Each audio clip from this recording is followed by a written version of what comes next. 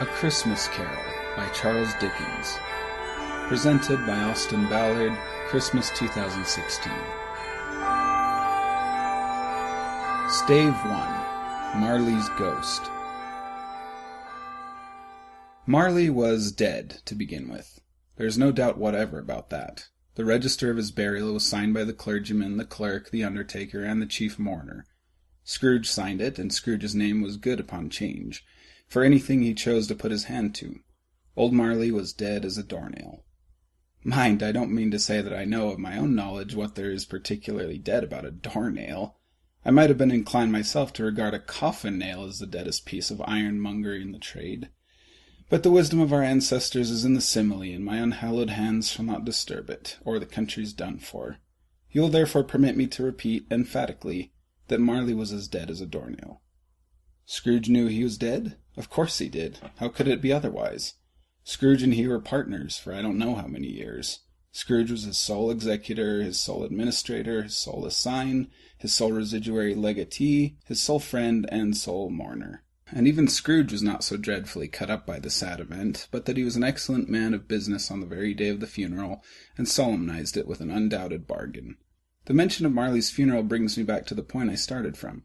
There is no doubt that Marley was dead. This must be distinctly understood, or nothing wonderful can come of the story I am going to relate. If we were not perfectly convinced that Hamlet's father died before the play began, there would be nothing more remarkable in his taking a stroll at night in an easterly wind upon his own ramparts than there would be in any other middle-aged gentleman rashly turning out after dark in a breezy spot, say St. Paul's churchyard, for instance, literally to astonish his son's weak mind. Scrooge never painted out old Marley's name. There it stood years afterwards above the warehouse door, Scrooge and Marley. The firm was known as Scrooge and Marley. Sometimes people new to the business called Scrooge Scrooge, and sometimes Marley, but he answered to both names. It was all the same to him. Oh, but he was a tight-fisted hand at the grindstone, Scrooge. A squeezing, wrenching, grasping, scraping, clutching, covetous old sinner. Hard and sharp as a flint from which no steel had ever struck out generous fire, secret and self-contained and solitary as an oyster. The cold within him froze his old features, nipped his pointed nose, shriveled his cheeks, stiffened his gait, made his eyes red, his thin lips blue, and spoke out shrewdly in his grating voice. A frosty rime was on his head and on his eyebrows and his wiry chin. He carried his own low temperature always about with him. He iced his office in the dog days, and didn't thaw it 1 degree at Christmas.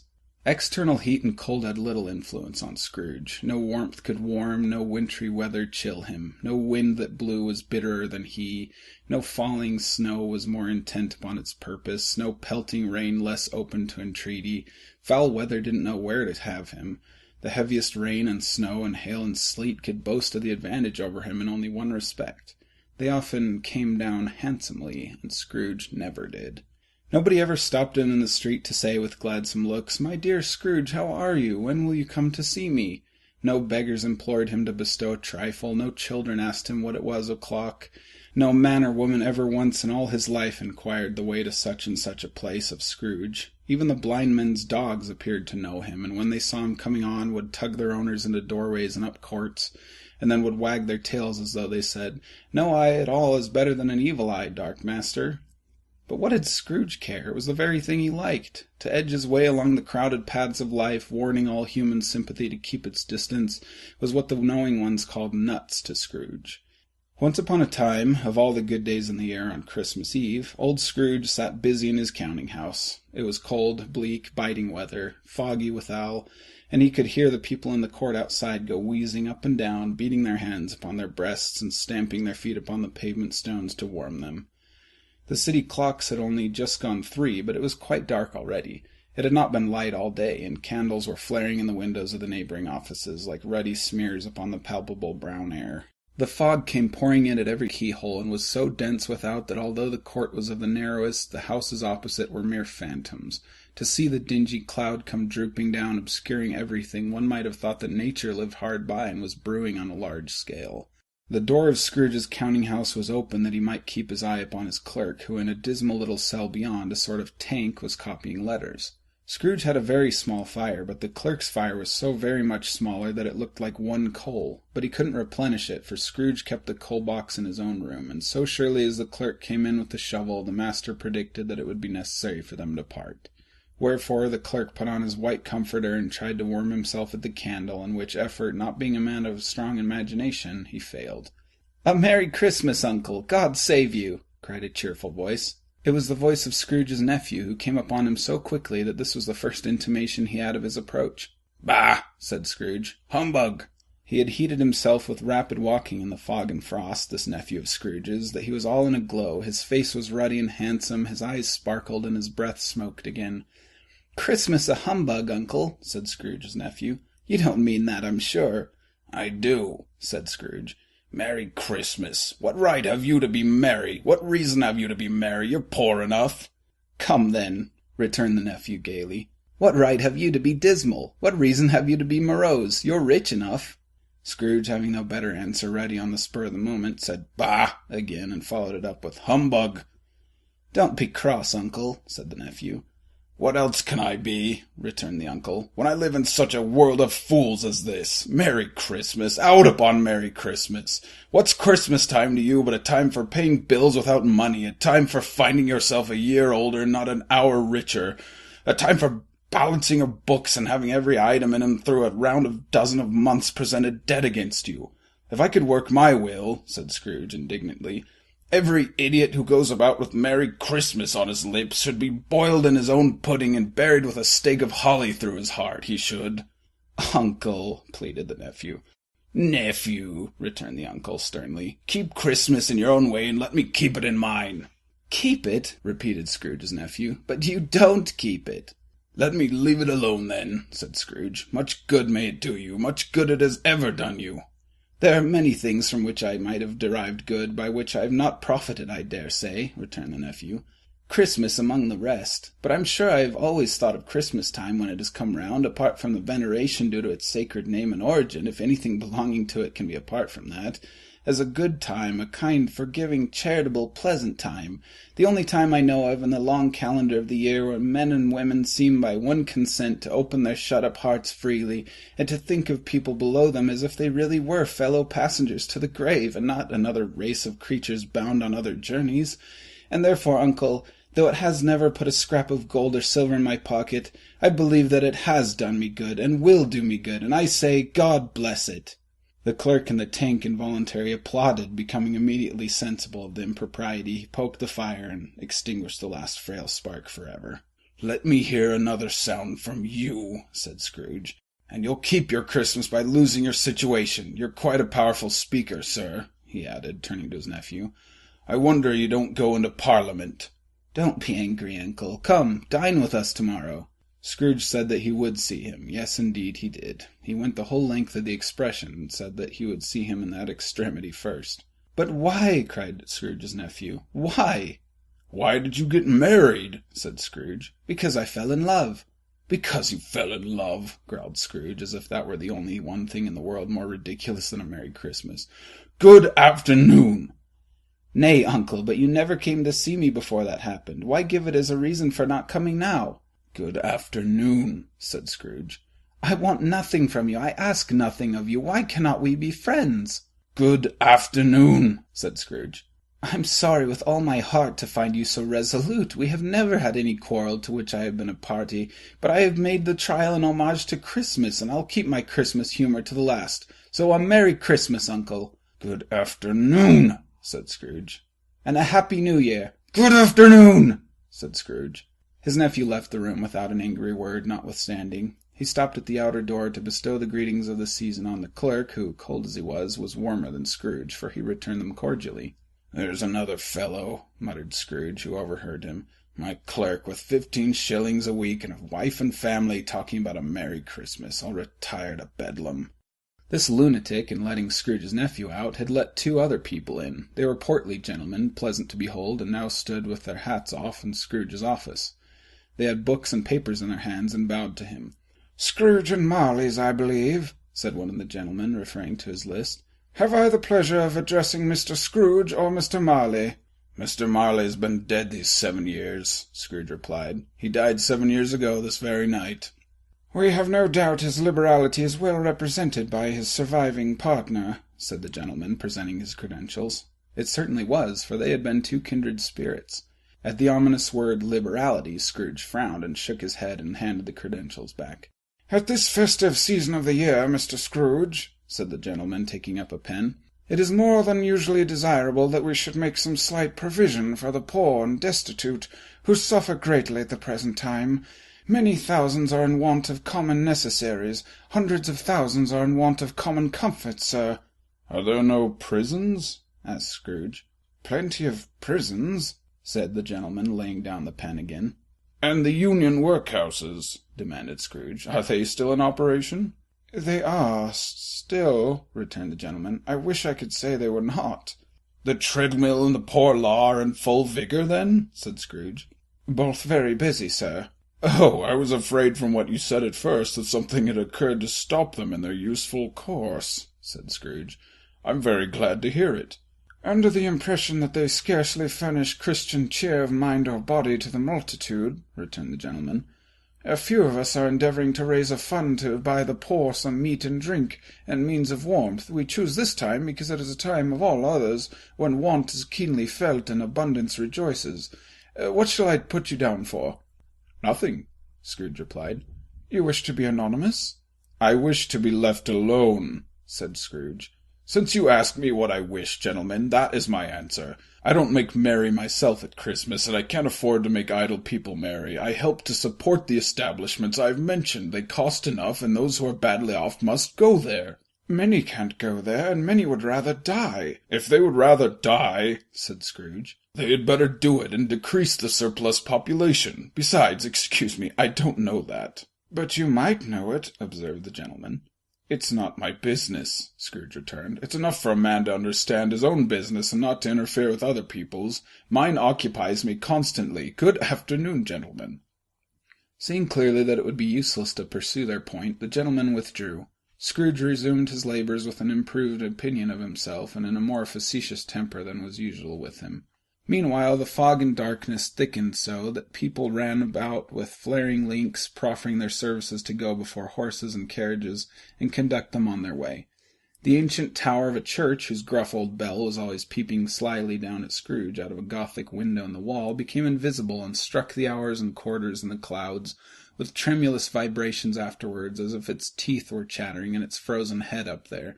The cold became intense. In the main street, at the corner of the court, some labourers were repairing the gas pipes, and had lighted a great fire in a brazier, round which a party of ragged men and boys were gathered, warming their hands and winking their eyes before the blaze in rapture. The water-plug being left in solitude, its overflowing sullenly congealed and turned to misanthropic ice. The brightness of the shops where holly sprigs and berries crackled in the lamp heat of the windows made pale faces ruddy as they passed. Poulterers' and grocers' trades became a splendid joke, a glorious pageant with which it was next to impossible to believe that such dull principles as bargain and sale had anything to do. The Lord Mayor, in the stronghold of the mighty mansion house, gave orders to his 50 cooks and butlers to keep a Christmas as a Lord Mayor's household should, and even the little tailor, whom he had fined 5 shillings on the previous Monday for being drunk and bloodthirsty in the streets, stirred up tomorrow's pudding in his garret while his lean wife and the baby sallied out to buy the beef. Foggier yet, and colder, piercing, searching, biting cold, if the good St. Dunstan had but nipped the evil spirit's nose with a touch of such weather as that, instead of using his familiar weapons, then indeed he would have roared to lusty purpose. The owner of one scant young nose, gnawed and mumbled by the hungry cold as bones are gnawed by dogs, stooped down at Scrooge's keyhole to regale him with a Christmas carol, but at the first sound of "God bless you, merry gentlemen, may nothing you dismay," Scrooge seized the ruler with such energy of action that the singer fled in terror, leaving the keyhole to the fog and even more congenial frost. At length the hour of shutting up the counting-house arrived. With an ill-will Scrooge dismounted from his stool, and tacitly admitted the fact to the expectant clerk in the tank, who instantly snuffed his candle out and put on his hat. "You'll want all day tomorrow, I suppose?" said Scrooge. "If quite convenient, sir." "It's not convenient," said Scrooge, "and it's not fair. If I was to stop half a crown for it, you'd think yourself ill-used, I'll be bound." The clerk smiled faintly. "And yet," said Scrooge, "you don't think me ill-used when I pay a day's wages for no work." The clerk observed that it was only once a year. "A poor excuse for picking a man's pocket every 25th of December," said Scrooge, buttoning his greatcoat to the chin. "But I suppose you must have the whole day. Be here all the earlier next morning." The clerk promised that he would, and Scrooge walked out with a growl. The office was closed in a twinkling, and the clerk, with the long ends of his white comforter dangling below his waist, for he boasted no greatcoat, went down a slide on Cornhill at the end of a lane of boys 20 times in honor of its being Christmas Eve, and then ran home to Camden Town as hard as he could pelt to play at blind man's buff.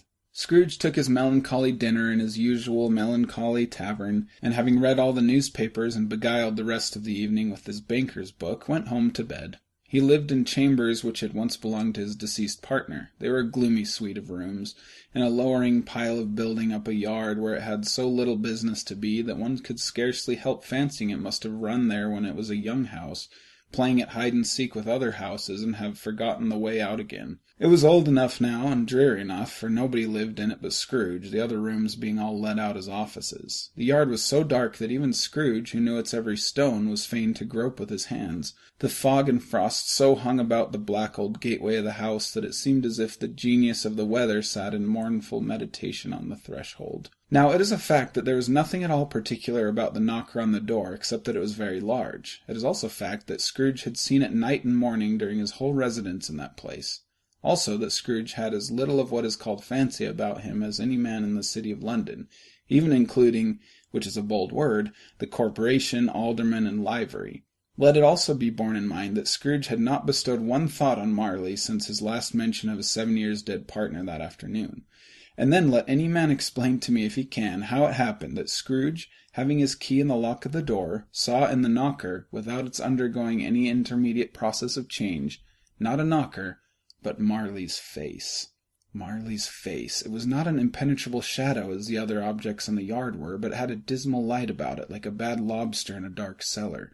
It was not angry or ferocious, but looked at Scrooge as Marley used to look, with ghostly spectacles turned up upon its ghostly forehead. The hair was curiously stirred, as if by breath or hot air, and though the eyes were wide open, they were perfectly motionless. That and its livid color made it horrible, but its horror seemed to be in spite of the face and beyond its control rather than a part of its own expression. As Scrooge looked fixedly at this phenomenon, it was a knocker again. To say that he was not startled, or that his blood was not conscious of a terrible sensation to which it had been a stranger from infancy, would be untrue. But he put his hand upon the key he had relinquished, turned it sturdily, walked in, and lighted his candle. He did pause with a moment's irresolution before he shut the door, and he did look cautiously behind it first, as if he half expected to be terrified with the sight of Marley's pigtail sticking out into the hall. But there was nothing on the back of the door except the screws and nuts that held the knocker on, so he said, "Pooh, pooh," and closed it with a bang. The sound resounded through the house like thunder. Every room above and every cask in the wine merchant's cellars below appeared to have a separate peal of echoes of its own. Scrooge was not a man to be frightened by echoes. He fastened the door and walked across the hall and up the stairs, slowly too, trimming his candle as he went.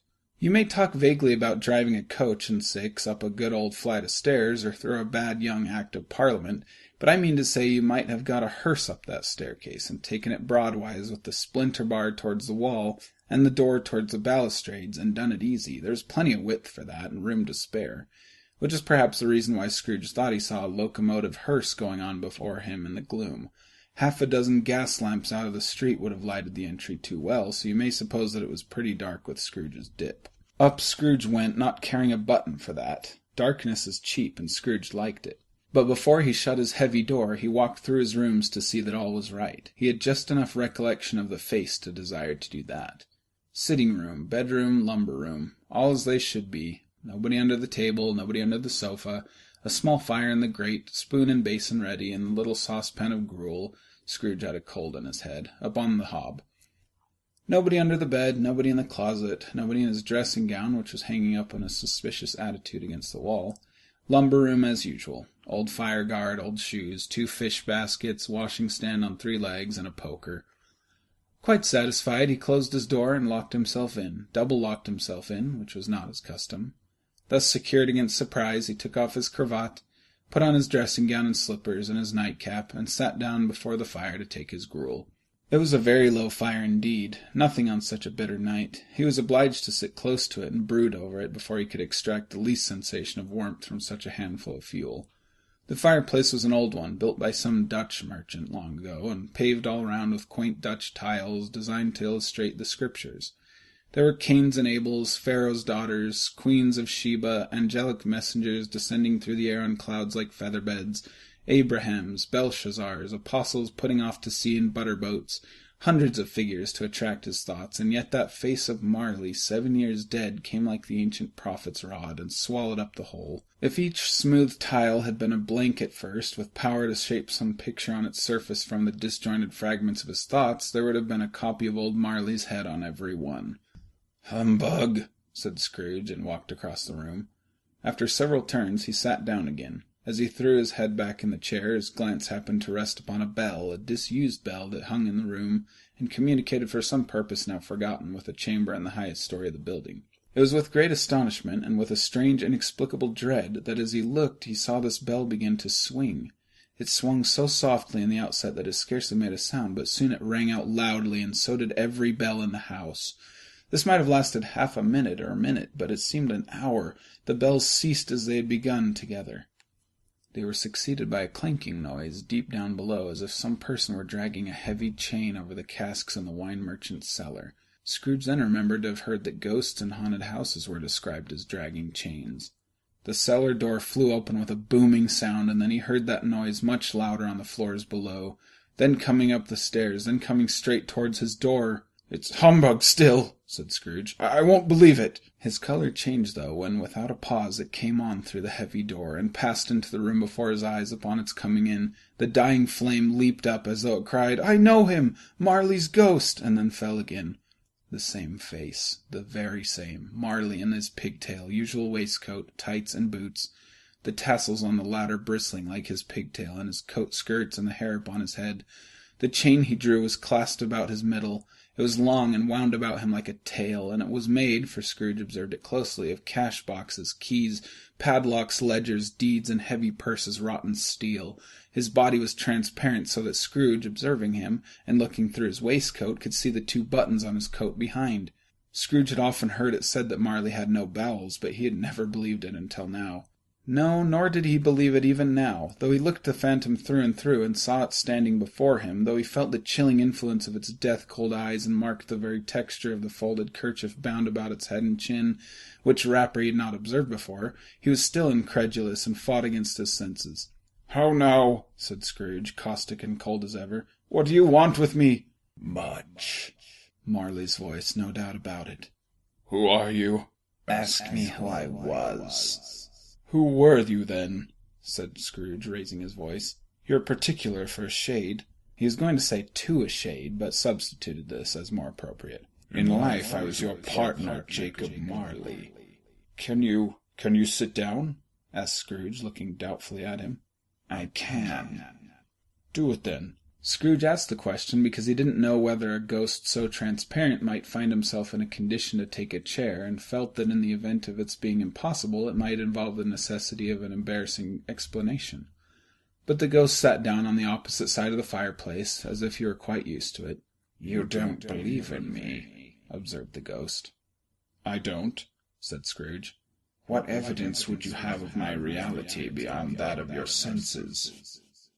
"I don't know," said Scrooge. "Why do you doubt your senses?" "Because," said Scrooge, "a little thing affects them. A slight disorder of the stomach makes them cheats. You may be an undigested bit of beef, a blot of mustard, a crumb of cheese, a fragment of an underdone potato. There's more of gravy than of grave about you, whatever you are." Scrooge was not much in the habit of cracking jokes, nor did he feel in his heart by any means waggish then. The truth is that he tried to be smart as a means by distracting his own attention, and then keeping down his terror, for the spectre's voice disturbed the very marrow in his bones. To sit staring at those fixed, glazed eyes in silence for a moment would play, Scrooge felt, the very deuce with him. There was something very awful, too, in the spectre's being provided with an infernal atmosphere of its own.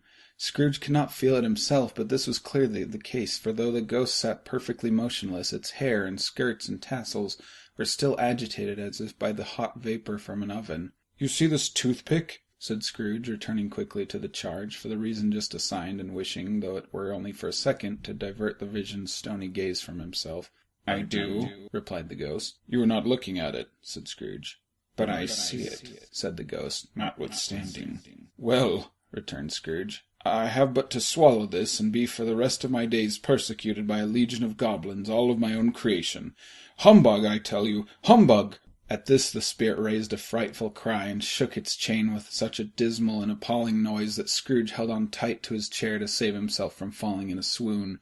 But how much greater was his horror when the phantom, taking off the bandage round its head, as if it were too warm to wear indoors, its lower jaw dropped down upon its breast. Scrooge fell upon his knees and clasped his hands before his face.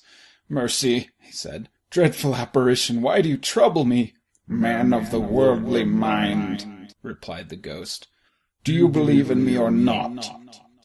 "I do," said Scrooge. "I must. But why do spirits walk the earth, and why do they come to me?"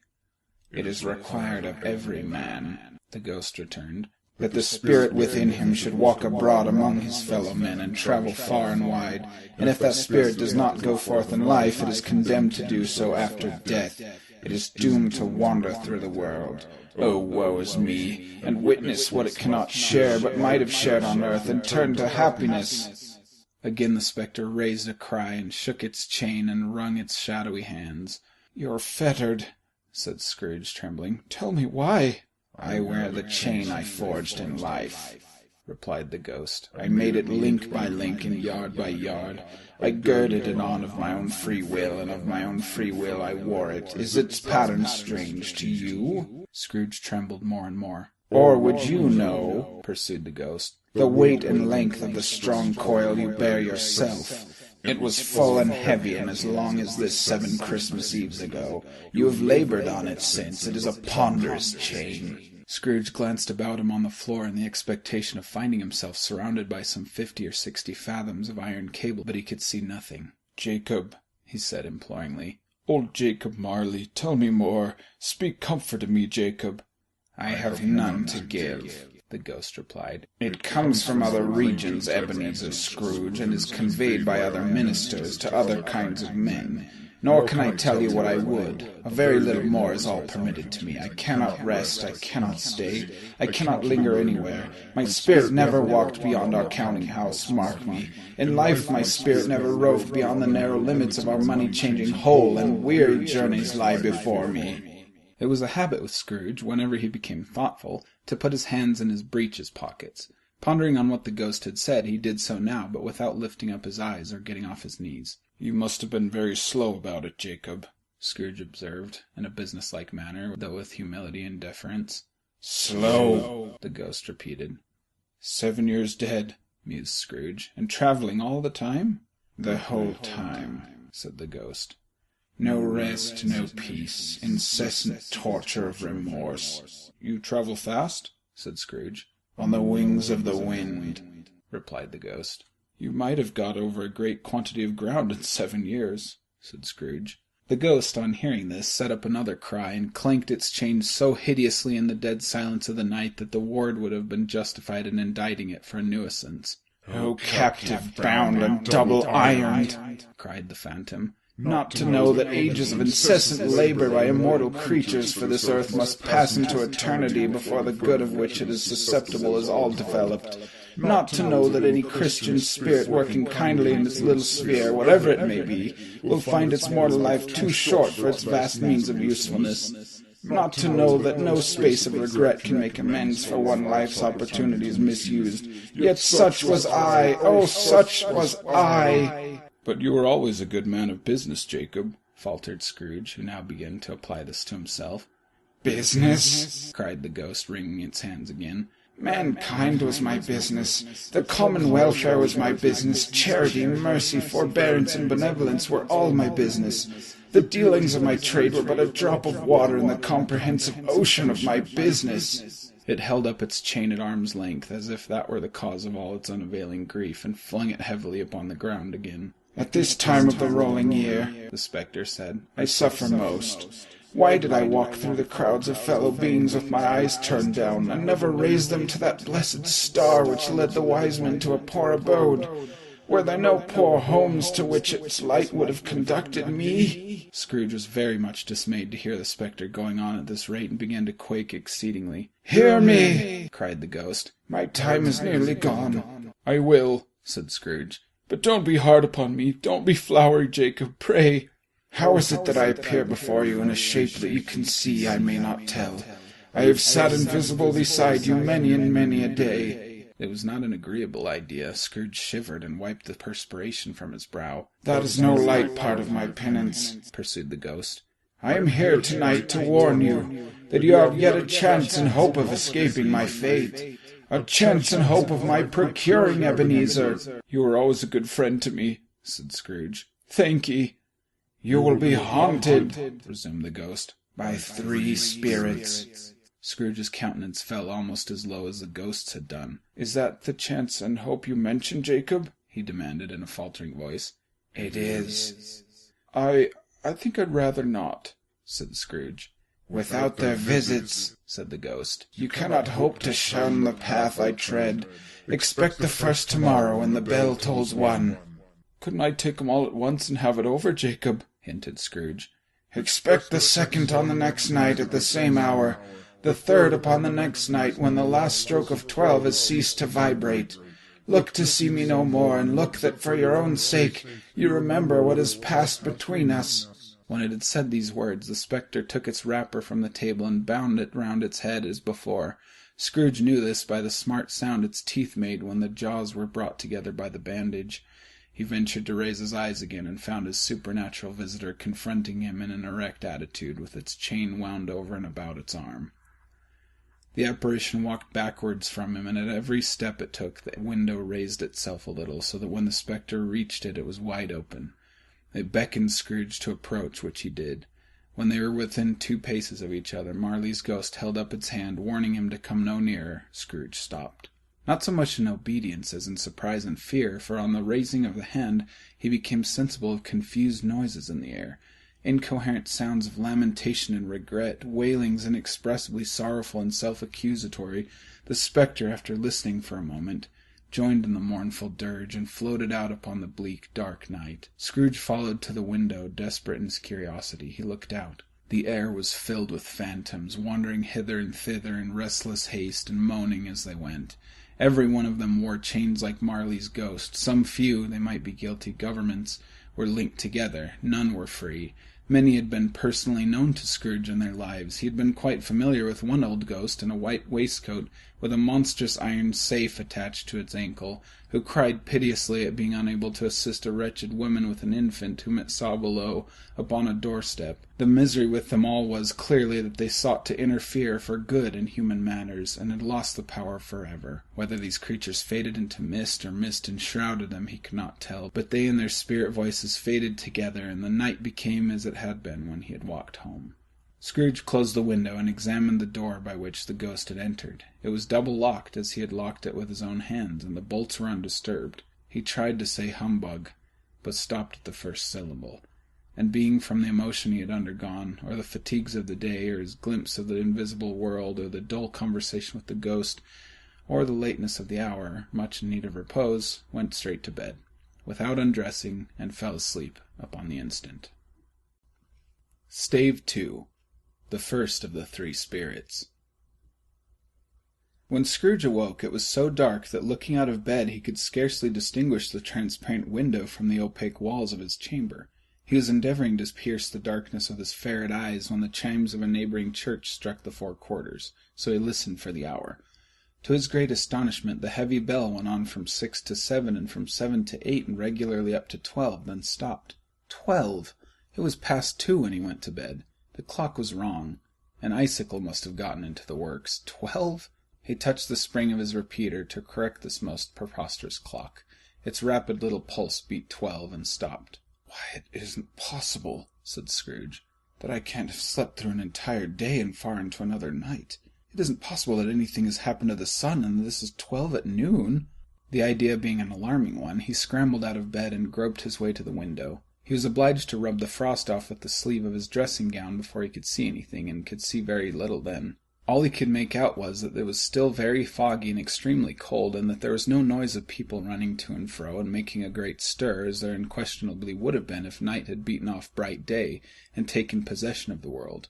This was a great relief, because 3 days after sight of this first of exchange pay to Mr. Ebenezer Scrooge or his order, and so forth, would have become a mere United States security if there were no days to count by. Scrooge went to bed again and thought it over and over and over, and could make nothing of it. The more he thought, the more perplexed he was, and the more he endeavoured not to think, the more he thought. Marley's ghost bothered him exceedingly. Every time he resolved within himself, after mature inquiry, that it was all a dream, his mind flew back again like a strong spring released to its first position, and presented the same problem to be worked all through. Was it a dream or not? Scrooge lay in this state until the chimes had gone 3/4 more, when he remembered on a sudden that the ghost had warned him of a visitation when the bell tolled 1. He resolved to lie awake until the hour was past, and considering that he could no more go to sleep than go to heaven, this was perhaps the wisest resolution in his power. The quarter was so long that he was more than once convinced he must have sunk into a doze unconsciously and missed the clock. At length it broke upon his listening ear. Ding dong. 1/4 past, said Scrooge, counting. Ding dong. 1/2 past, said Scrooge. Ding dong. 1/4 to it, said Scrooge. Ding dong. The hour itself, said Scrooge triumphantly, and nothing else. He spoke before the hour bell sounded, which it now did with a deep, dull, hollow, melancholy 1. Light flashed up in the room upon the instant, and the curtains of his bed were drawn. The curtains of his bed were drawn aside, I tell you, by a hand. Not the curtains at his feet, nor the curtains at his back, but those to which his face was addressed.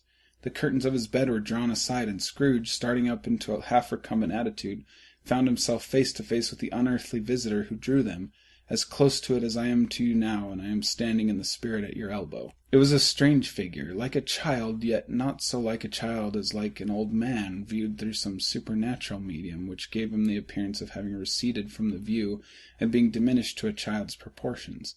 Its hair, which hung about its neck and down its back, was white as if with age, and yet the face had not a wrinkle in it, and the tenderest bloom was on its skin. The arms were very long and muscular, the hands the same, as if its hold were of uncommon strength. Its legs and feet, most delicately formed, were, like those upper members, bare. It wore a tunic of the purest white, and round its waist was bound a lustrous belt, the sheen of which was beautiful.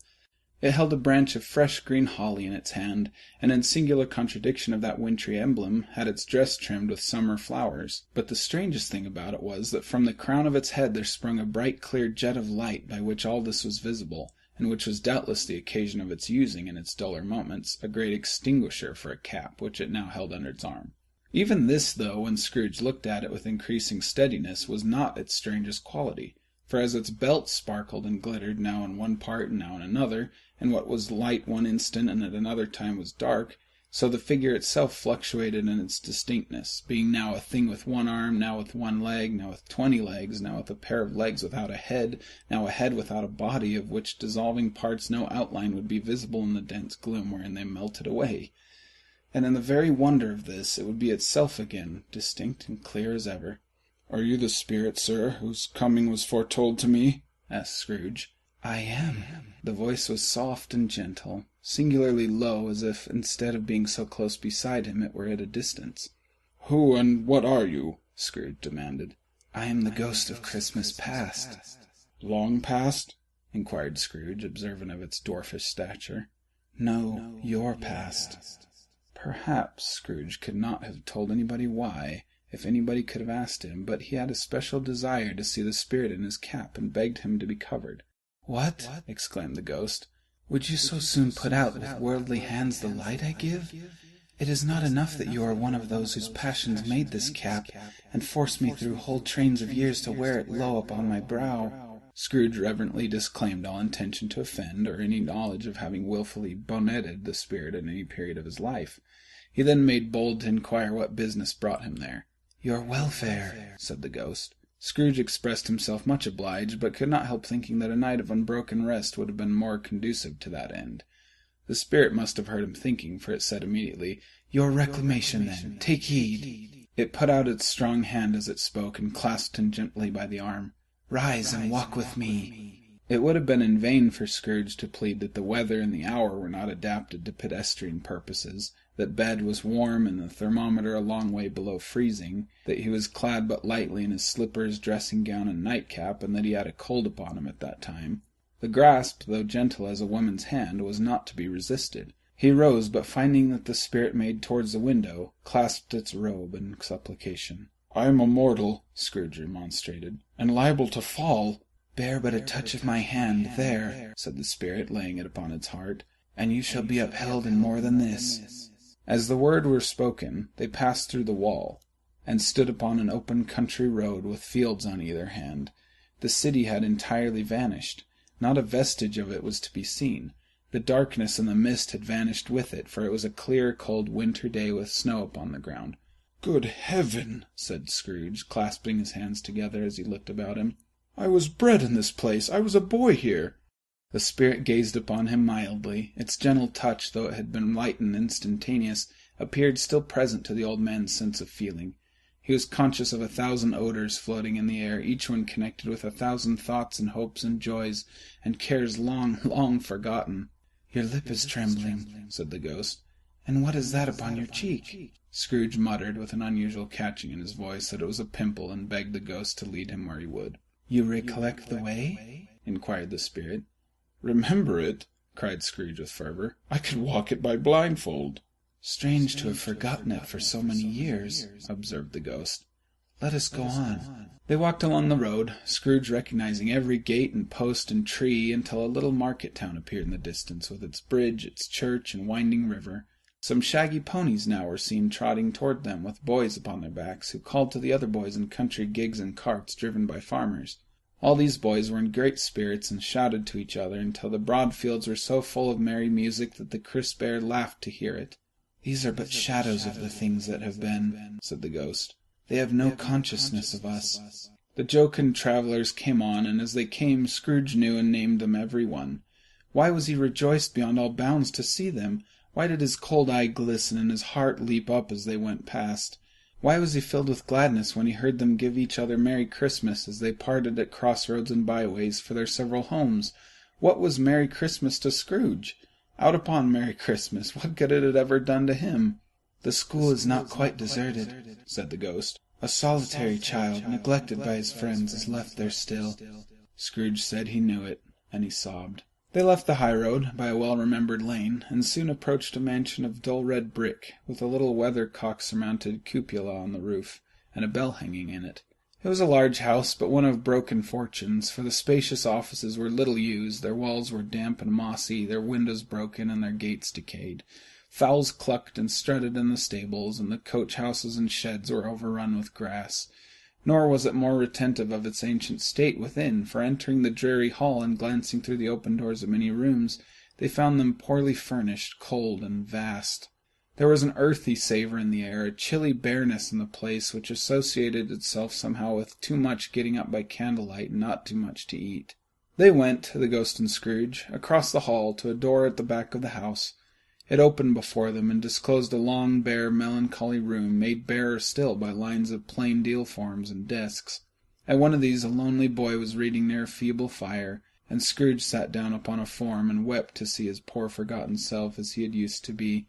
Not a latent echo in the house, not a squeak and scuffle from the mice behind the panelling, not a drip from the half-thawed waterspout in the dull yard beyond, not a sigh among the leafless boughs of one despondent poplar, not the idle swinging of an empty storehouse door, no, not a clicking in the fire, but fell upon the heart of Scrooge with softening influence, and gave a freer passage to his tears. The spirit touched him on the arm, and pointed to his young self, intent upon his reading.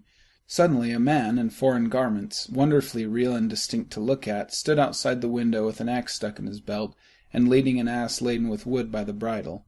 "Why, it's Ali Baba!" Scrooge exclaimed in ecstasy. "It's dear old honest Ali Baba. Yes, I know, one Christmas time, when yonder solitary child was left here all alone, he did come for the first time just like that, poor boy. And Valentine," said Scrooge, "and his wild brother Orson, there they go, and what's-his-name, who was put down in his drawers, asleep at the gate of Damascus. Don't you see him, and the Sultan's groom turned upside down by the genie? There he is upon his head, serve him right. I'm glad of it. What business had he to be married to the princess?" To hear Scrooge expending all the earnestness of his nature on such subjects in a most extraordinary voice between laughing and crying, and to see his heightened and excited face, would have been a surprise to his business friends in the city indeed. "There's the parrot!" cried Scrooge. "Green body and yellow tail, with a thing like lettuce growing out of the top of his head. There he is, poor Robin Crusoe, he called him, when he came home again after sailing round the island. Poor Robin Crusoe, where have you been, Robin Crusoe? The man thought he was dreaming, but he wasn't. It was the parrot, you know. There goes Friday, running for his life to the creek. Halloa! Hoop! Halloo!" Then, with a rapidity of transition very foreign to his usual character, he said in pity for his former self, "Poor boy!" and cried again.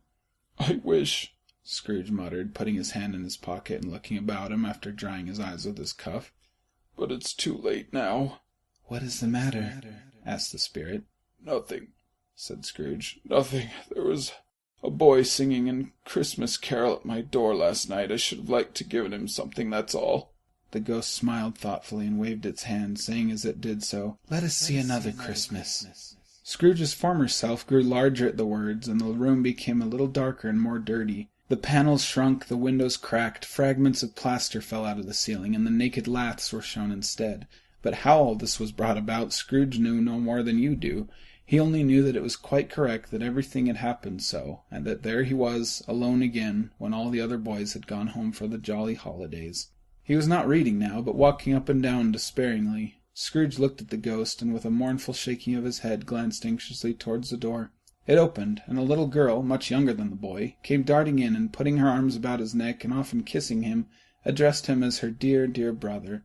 "I've come to bring you home, dear brother," said the child, clapping her tiny hands and bending down to laugh. "To bring you home, home, home!" "Home, little Fan?" returned the boy. "Yes," said the child, brimful of glee. "Home for good and all. Home for ever and ever. Father is so much kinder than he used to be, that home's like heaven. He spoke so gently to me one dear night when I was going to bed, that I was not afraid to ask him once more if you might come home, and he said yes, you should, and sent me in a coach to bring you, and you're to be a man," said the child, opening her eyes, "and are never to come back here, but first we're to be together all Christmas long, and have the merriest time in all the world." "You're quite a woman, little Fan," exclaimed the boy. She clasped her hands and laughed, and tried to touch his head, but being too little, laughed again, and stood on tiptoe to embrace him. Then she began to drag him in her childish eagerness towards the door, and he, nothing loth to go, accompanied her. A terrible voice in the hall cried, "Bring down Master Scrooge's box there!" And in the hall appeared the schoolmaster himself, who glared on Master Scrooge with a ferocious condescension, and threw him into a dreadful state of mind by shaking hands with him.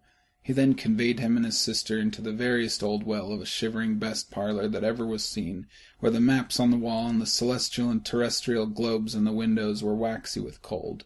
Here he produced a decanter of curiously light wine and a block of curiously heavy cake, and administered instalments of these dainties to the young people, at the same time sending out a meagre servant to offer a glass of something to the post-boy, who answered that he thanked the gentleman, but if it was the same tap as he had tasted before, he had rather not. Master Scrooge's trunk being by this time tied on to the top of the chaise, the children bade the schoolmaster good-bye right willingly, and getting into it, drove gaily down the garden sweep, the quick wheels dashing the hoarfrost and snow from off the dark leaves of the evergreens like spray. "Always a delicate creature whom a breath might have withered," said the ghost. "But she had a large heart." "So she had," cried Scrooge. "You're right. I'll not gainsay it, spirit. God forbid." "She died a woman," said the ghost, "and had, as I think, children." "One child," Scrooge returned. "True," said the ghost. "Your nephew." Scrooge seemed uneasy in his mind, and answered briefly, "Yes." Although they had but that moment left the school behind them, they were now in the busy thoroughfares of a city, where shadowy passengers passed and repassed, where shadowy carts and coaches battled for the way, and all the strife and tumult of a real city were. It was made plain enough by the dressing of the shops that here too it was Christmas time again, but it was evening, and the streets were lighted up. The ghost stopped at a certain warehouse door and asked Scrooge if he knew it. "Know it?" said Scrooge. "Was I apprenticed here?" They went in. At sight of an old gentleman in a Welsh wig, sitting behind such a high desk that if he had been 2 inches taller he must have knocked his head against the ceiling, Scrooge cried in great excitement, "Why, it's old Fezziwig! Bless his heart, it's Fezziwig alive again!" Old Fezziwig laid down his pen and looked up at the clock, which pointed to the hour of 7. He rubbed his hands, adjusted his capacious waistcoat, laughed all over himself from his shoes to his organ of benevolence, and called out in a comfortable, oily, rich, fat, jovial voice, "Yo-ho there, Ebenezer! Dick!" Scrooge's former self, now grown a young man, came briskly in, accompanied by his fellow prentice. "Dick Wilkins, to be sure," said Scrooge to the ghost. "Bless me, yes, there he is. He was very much attached to me, was Dick. Poor Dick, dear, dear." "Yo-ho, my boys," said Fezziwig. "No more work tonight. Christmas Eve, Dick. Christmas, Ebenezer. Let's have the shutters up," cried old Fezziwig with a sharp clap of his hands, "before a man can say Jack Robinson." You wouldn't believe how those two fellows went at it. They charged into the street with the shutters, 1, 2, 3, had 'em up in their places, 4, 5, 6, barred 'em and pinned 'em, 7, 8, 9, and came back before you could have got to 12, panting like racehorses. "Hilly-ho!" cried old Fezziwig, skipping down from the high desk with wonderful agility. "Clear away, my lads, and let's have lots of room here. Hilly-ho, Dick. Cheer up, Ebenezer." Clear away! There was nothing they wouldn't have cleared away or couldn't have cleared away with old Fezziwig looking on. It was done in a minute. Every movable was packed off as if it were dismissed from public life for evermore. The floor was swept and watered, the lamps were trimmed, fuel was heaped upon the fire, and the warehouse was as snug and warm and dry and bright a ballroom as you would desire to see upon a winter's night. In came a fiddler with a music book, and went up to the lofty desk, and made an orchestra of it, and tuned like 50 stomach aches. In came Mrs. Fezziwig, one vast substantial smile. In came the 3 Miss Fezziwigs, beaming and lovable. In came the 6 young followers whose hearts they broke. In came all the young men and women employed in the business. In came the housemaid with her cousin the baker. In came the cook with her brother's particular friend the milkman. In came the boy from over the way, who was suspected of not having board enough from his master, trying to hide himself behind the girl from next door, but one who was proved to have had her ears pulled by her mistress. In they all came, one after another, some shyly, some boldly, some gracefully, some awkwardly, some pushing, some pulling. In they all came, anyhow and everyhow. Away they all went, 20 couples at once, hands half round and back again the other way, down the middle and up again, round and round in various stages of affectionate grouping, old top couple always turning up in the wrong place, new top couple starting off again. As soon as they got there, all top couples at last, and not a bottom one to help them. When this result was brought about, old Fezziwig, clapping his hands to stop the dance, cried out, "Well done!" and the fiddler plunged his hot face into a pot of porter, specially provided for that purpose.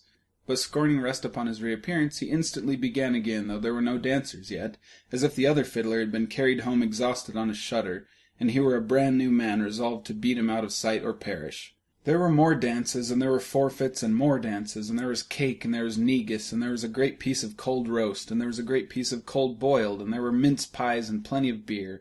But the great effect of the evening came after the roast and boiled, when the fiddler, an artful dog, mind, the sort of man who knew his business better than you or I could have told it to him, struck up Sir Roger de Coverley. Then old Fezziwig stood out to dance with Mrs. Fezziwig. Top couple, too, with a good stiff piece of work cut out for them.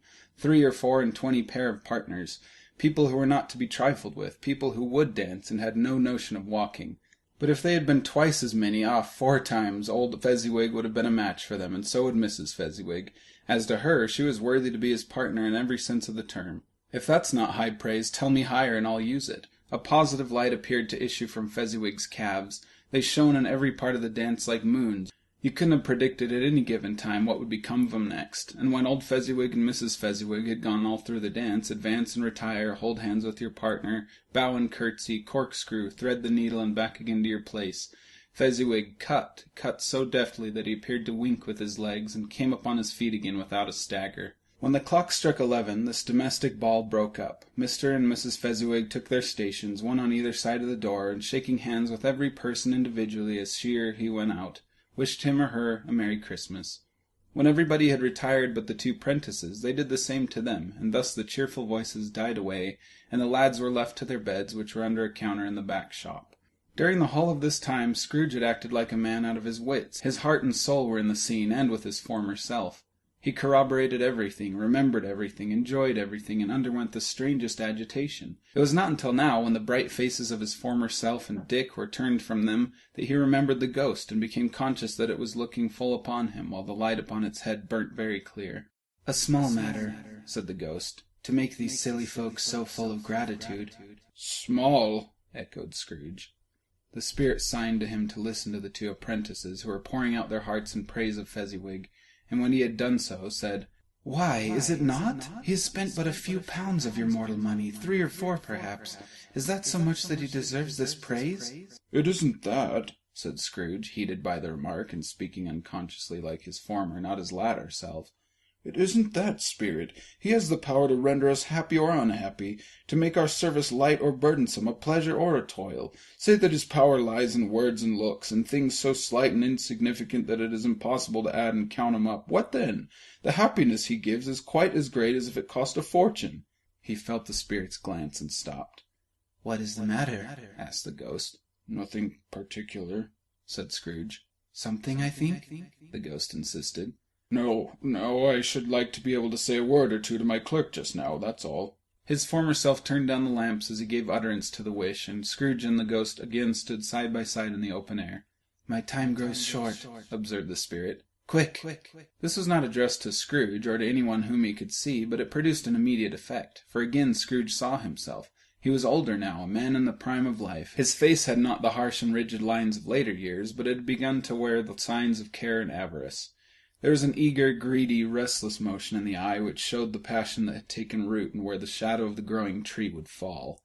He was not alone, but sat by the side of a fair young girl in a mourning dress, in whose eyes there were tears which sparkled in the light that shone out of the ghost of Christmas past. "It matters little," she said softly. "To you very little. Another idol has displaced me, and if it can cheer and comfort you in time to come, as I would have tried to do, I have no just cause to grieve." "What idol has displaced you?" he rejoined. "A golden one." "This is the even-handing dealing of the world," he said. "There's nothing on which it is so hard as poverty, and there's nothing it professes to condemn with such severity as the pursuit of wealth." "You fear the world too much," she answered gently. "All your other hopes have merged into the hope of being beyond the chance of its sordid reproach. I have seen your nobler aspirations fall off one by one, until the master passion, gain, engrosses you, have I not?" "What then?" he retorted. "Even if I have grown so much wiser, what then? I'm not changed towards you." She shook her head. "Am I?" "Our contract is an old one. It was made when we were both poor and content to be so, until in good season we could improve our worldly fortune by our patient industry. You are changed. When it was made you were another man." "I was a boy," he said impatiently. "Your own feeling tells you that you are not what you are," she returned. "I am. That which promised happiness when we were one in heart is fraught with misery now that we are two. How often and how keenly I have thought of this I will not say. It is enough that I have thought of it and can release you." "Have I ever sought release?" "In words, no, never." "In what, then?" "In a changed nature, in an altered spirit, in another atmosphere of life, another hope as its great end, in everything that made my love of any worth or value in your sight. If this had never been between us," said the girl, looking mildly but with steadiness upon him, "tell me, would you seek me out and try to win me now?" "No!" He seemed to yield to the justice of the supposition in spite of himself, but he said with a struggle, "You think not?" "I would gladly think otherwise if I could," she answered. "Heaven knows, when I have learned a truth like this, I know how strong and irresistible it must be. But if you were free today, tomorrow, yesterday, can even I believe that you would choose a dowerless girl, you who in your very confidence with her weigh everything by gain, or choosing her, if for a moment you are false enough to your one guiding principle to do so? Do I not know that your repentance and regret would surely follow? I do, and I release you, with a full heart for the love of him you once were." He was about to speak, but her head turned from him. She resumed. "You may, the memory of what is past half makes me hope you will, have pain in this.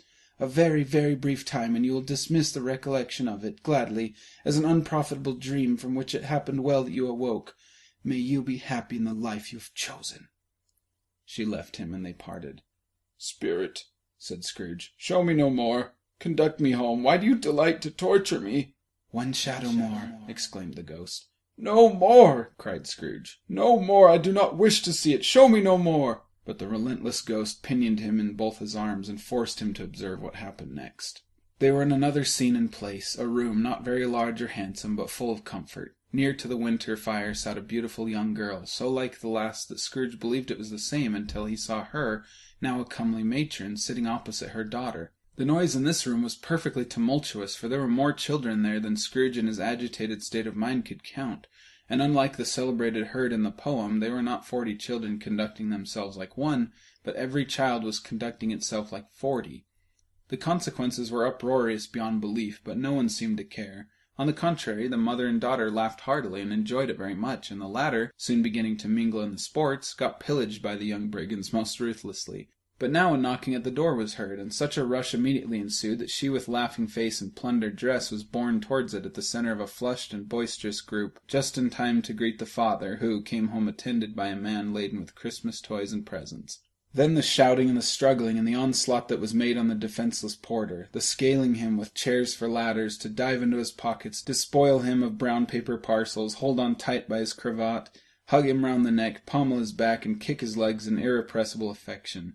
The shouts of wonder and delight with which the development of every package was received, the terrible announcement that the baby had been taken in the act of putting a doll's frying-pan into his mouth, and was more than suspected of having swallowed a fictitious turkey glued on a wooden platter. The immense relief of finding this a false alarm, the joy and gratitude and ecstasy, they are all indescribable alike. It is enough that by degrees the children in their emotions got out of the parlour, and by one stair at a time, up to the top of the house, where they went to bed, and so subsided. And now Scrooge looked on more attentively than ever, when the master of the house, having his daughter leaning fondly on him, sat down with her and her mother at his own fireside. And when he thought that such another creature, quite as graceful and as full of promise, might have called him father, and been a springtime in the haggard winter of his life, his sight grew very dim indeed. "Belle," said the husband, turning to his wife with a smile, "I saw an old friend of yours this afternoon." "Who was it?" "Guess." "How can I? Tut, I don't know," she added in the same breath, laughing as he laughed. "Mr. Scrooge?" "Mr. Scrooge it was. I passed his office window, and as it was not shut up and he had a candle inside, I could scarcely help seeing him. His partner lies upon the point of death, I hear, and there he sat alone, quite alone in the world, I do believe." "Spirit," said Scrooge in a broken voice, "remove me from this place." "I told you these were shadows of the things that have been," said the ghost. "They are what they are. Do not blame me." "Remove me!" Scrooge exclaimed. "I cannot bear it." He turned upon the ghost, and seeing that it looked upon him with a face in which some strange way there were fragments of all the faces it had shown him, wrestled with it. "Leave me be! Take me back! Haunt me no longer!" In the struggle, if that can be called a struggle in which the ghost, with no visible resistance on its own part, was undisturbed by any effort of its adversary, Scrooge observed that its light was burning high and bright, and dimly connecting that with its influence over him, he seized the extinguisher cap and by a sudden action pressed it down upon its head. The spirit dropped beneath it, so that the extinguisher covered its whole form, but though Scrooge pressed it down with all his force, he could not hide the light, which streamed from under it in an unbroken flood upon the ground. He was conscious of being exhausted and overcome by an irresistible drowsiness, and further, of being in his own bedroom. He gave the cap a parting squeeze, in which his hand relaxed, and had barely time to reel to bed before he sank into a heavy sleep. Stave 3. The second of the three spirits. Awakening in the middle of a prodigiously tough snore, and sitting up in bed to get his thoughts together, Scrooge had no occasion to be told that the bell was again upon the stroke of 1. He felt that he was restored to consciousness in the right nick of time for the special purpose of holding a conference with the second messenger dispatched to him through Jacob Marley's intervention. But finding that he turned uncomfortably cold when he began to wonder which of his curtains this new spectre would draw back, he put them every one aside with his own hands, and lying down again established a sharp lookout all around the bed, for he wished to challenge the spirit on the moment of its appearance, and did not wish to be taken by surprise and made nervous. Gentlemen of the free and easy sort, who plume themselves on being acquainted with a move or two, and being usually equal to the time of day, express the wide range of their capacity for adventure by observing that they are good for anything from pitch and toss to manslaughter, between which opposite extremes, no doubt, there lies a tolerably wide and comprehensive range of subjects. Without venturing for Scrooge quite as heartily as this, I don't mind calling on you to believe that he was ready for a good broad field of strange appearances, and that nothing between a baby and a rhinoceros would have astonished him very much. Now, being prepared for almost anything, he was not by any means prepared for nothing, and consequently, when the bell struck 1 and no shape appeared, he was taken with a violent fit of trembling. 5 minutes, 10 minutes, a quarter of an hour went by, yet nothing came. All this time he lay upon his bed, the very core and centre of a blaze of ruddy light which streamed upon it when the clock proclaimed the hour, and which, being only light, was more alarming than a dozen ghosts, as he was powerless to make out what it meant or would be at, and was sometimes apprehensive that he might be at that very moment an interesting case of spontaneous combustion, without having the consolation of knowing it. At last, however, he began to think, as you or I would have thought at first, for it is always the person not in the predicament who knows what ought to have been done in it, and would unquestionably have done it too. At last, I say, he began to think that the source and secret of this ghostly light might be in the adjoining room, from whence, on further tracing it, it seemed to shine. This idea taking full possession of his mind, he got up softly and shuffled in his slippers to the door. The moment Scrooge's hand was on the lock, a strange voice called him by his name and bade him enter. He obeyed. It was his own room, there was no doubt about that, but it had undergone a surprising transformation. The walls and ceiling were so hung with living green that it looked a perfect grove, from every part of which bright, gleaming berries glistened. The crisp leaves of holly, mistletoe, and ivy reflected back the light as if so many little mirrors had been scattered there, and such a mighty blaze went roaring up the chimney as that dull petrifaction of a hearth had never known in Scrooge's time, or Marley's, or for many and many a winter season gone. Heaped upon the floor to form a kind of throne were turkeys, geese, game, poultry, brawn, great joints of meat, sucking pigs, long wreaths of sausages, mince pies, plum puddings, barrels of oysters, red-hot chestnuts, cherry-cheeked apples, juicy oranges, luscious pears, immense 12 cakes, and seething bowls of punch, and that made the chamber dim with their delicious steam. In easy state upon this couch there sat a jolly giant, glorious to see, who bore a glowing torch, in shape not unlike Plenty's horn, and held it up high up to shed its light on Scrooge as he came peeping round the door. "Come in," exclaimed the ghost. "Come in and know me better, man." Scrooge entered timidly and hung his head before the spirit. He was not the dogged Scrooge he had been, and though its eyes were clear and kind, he did not like to meet them. "I am the ghost of Christmas present," said the spirit. "Look upon me." Scrooge reverently did so. It was clothed in one simple deep green robe or mantle bordered with white fur. This garment hung so loosely on the figure that its capacious breast was bare, as if disdaining to be warded or concealed by any artifice. Its feet, observable beneath the ample folds of the garment, were also bare, and on its head it wore no other covering than a holly wreath set here and there with shining icicles. Its dark brown curls were long and free as its genial face, its sparkling eye, its open hand, its cheery voice, its unconstrained demeanour, and its joyful air. Girded round its middle was an antique scabbard, but no sword was in it, and the ancient sheath was eaten up with rust. "You have never seen the like of me before," exclaimed the spirit. "Never," Scrooge made answer to it. "Have never walked forth with the younger members of my family, meaning, for I am very young, my elder brothers born in these later years?" pursued the phantom. "I don't think I have," said Scrooge. "I'm afraid I've not. Have you had many brothers, spirit?" "More than 1,800, said the ghost. "A tremendous family to provide for," muttered Scrooge. The ghost of Christmas present rose. "Spirit," said Scrooge submissively, "conduct me where you will. I went forth last night on compulsion, and I learnt a lesson which is working now. Tonight, if you have aught to teach me, let me profit by it." "Touch my robe." Scrooge did as he was told, and held it fast. Holly, mistletoe, red berries, ivy, turkeys, geese, game, poultry, brawn, meat, pigs, sausages, oysters, pies, pudding, fruit, and punch all vanished instantly. So did the room, the fire, the ruddy glow, the hour of night, and they stood in the city streets on Christmas morning where, for the weather was severe, the people made a rough but brisk and not unpleasant kind of music, and scraping the snow from the pavement in front of their dwellings, and from the tops of their houses, whence it was a mad delight to the boys to see it come plumping down onto the road below, and splitting into artificial little snowstorms. The house fronts looked black enough, and the windows blacker, contrasting with the small white sheet of snow upon the roofs, and with the dirtier snow upon the ground, which last deposit had been ploughed up in deep furrows by the heavy wheels of carts and wagons, furrows that crossed and recrossed each other hundreds of times, where the great streets branched off and made intricate channels, hard to trace in the thick yellow mud and icy water. The sky was gloomy, and the shortest streets were choked up with a dingy mist, half thawed, half frozen, whose heavier particles descended in a shower of sooty atoms, as if all the chimneys in Great Britain had by one consent caught fire, and were blazing away to their dear heart's content. There was nothing very cheerful in the climate of the town, and yet there was an air of cheerfulness abroad that the clearest summer air and brightest summer sun might have endeavoured to diffuse in vain. For the people who were shovelling away on the housetops were jovial and full of glee, calling out to one another from the parapets, and now and then exchanging a facetious snowball, better-natured missile far than many a wordy jest, laughing heartily if it went right, and not less heartily if it went wrong.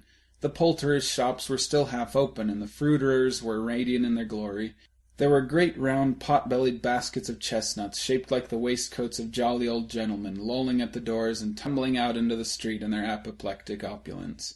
There were ruddy, brown-faced, broad-girthed Spanish onions, shining in the fatness of their growth like Spanish friars, and winking from their shelves in wanton slyness at the girls as they went by, and glanced demurely at the hung-up mistletoe. There were pears and apples clustered high in blooming pyramids. There were bunches of grapes made in the shopkeeper's benevolence to dangle from conspicuous hooks, that people's mouths might water gratis as they passed. There were piles of filberts, mossy and brown, recalling in their fragrance ancient walks among the woods, and pleasant shufflings ankle-deep through withered leaves. There were Norfolk biffins, squab and swarthy, setting off the yellow of the oranges and lemons, and in the great compactness of their juicy persons, urgently entreating and beseeching to be carried home in paper bags and eaten after dinner. The very gold and silver fish set forth among these choice fruits in a bowl, though members of a dull and stagnant-blooded race, appeared to know that there was something going on, and to a fish went grasping round and round their little world in slow and passionless excitement. The grocers, oh, the grocers, nearly closed with perhaps 2 shutters down, or 1, but through those gaps such glimpses! It was not alone that the scales descending on the counter made a merry sound, or that the twine and roller parted company so briskly, or that the canisters were rattled up and down like juggling tricks, or even that the blended scents of tea and coffee were so grateful to the nose, or even that the raisins were so plentiful and rare, the almonds so extremely white, the sticks of cinnamon so long and straight, the other spices so delicious, the candied fruits so caked and spotted with molten sugar as to make the coldest lookers-on feel faint and subsequently bilious. Nor was it that the figs were moist and pulpy, or that the French plums blushed in modest tartness from their highly decorated boxes, or that everything was good to eat and in its Christmas dress, but the customers were all so hurried and so eager in the hopeful promise of the day that they tumbled up against each other at the door, clashing their wicker baskets wildly, and left their purchases upon the counter, and came running back to fetch them, and committed hundreds of the like mistakes in the best humour possible, while the grocer and his people were so frank and fresh that the polished hearts with which they fastened their aprons behind might have been their own, worn outside for general inspection, and for Christmas daws to peck at if they chose. But soon the steeples called good people all to church and chapel, and away they came, flocking through the streets in their best clothes and with their gayest faces, and at the same time there emerged from scores of by-streets, lanes, and nameless turnings innumerable people, carrying their dinners to the bakers' shops. The sight of these poor revellers appeared to interest the spirit very much, for he stood with Scrooge beside him in a baker's doorway, and taking off the covers as their bearers passed, sprinkled incense on their dinners from his torch. And it was a very uncommon kind of torch, for once or twice when there were angry words between some dinner carriers who had jostled with each other, he shed a few drops of water on them from it, and their good humour was restored directly. For they said, it was a shame to quarrel upon Christmas Day, and so it was, God love it, so it was. In time the bells ceased, and the bakers were shut up, and yet there was a genial shadowing forth of all these dinners and the progress of their cooking, in the thawed blotch of wet above each baker's oven, where the pavement smoked as if its stones were cooking too. "Is there a peculiar flavour in what you sprinkle from your torch?" asked Scrooge. "There is, my own." "Would it apply to any kind of dinner on this day?" asked Scrooge. "To any kindly given, to a poor one most." "Why to a poor one most?" asked Scrooge. "Because it needs it the most." "Spirit," said Scrooge, after a moment's thought, "I wonder you, of all the beings in the many worlds about us, should desire to cramp these people's opportunities of innocent enjoyment." "I?" cried the spirit. "You would deprive them of their means of dining every 7th day, often the only day on which they can be said to dine at all," said Scrooge. "Wouldn't you?" "I?" cried the spirit. "You seek to close these places on the 7th day?" said Scrooge. "And it comes to the same thing." "I seek!" exclaimed the spirit. "Forgive me if I am wrong. It has been done in your name, or at least in that of your family," said Scrooge. "There are some upon this earth of yours," returned the spirit, "who lay claim to know us, and who do their deeds of passion, pride, ill will, hatred, envy, bigotry, and selfishness in our name, who are as strange to us and all our kith and kin as if they had never lived.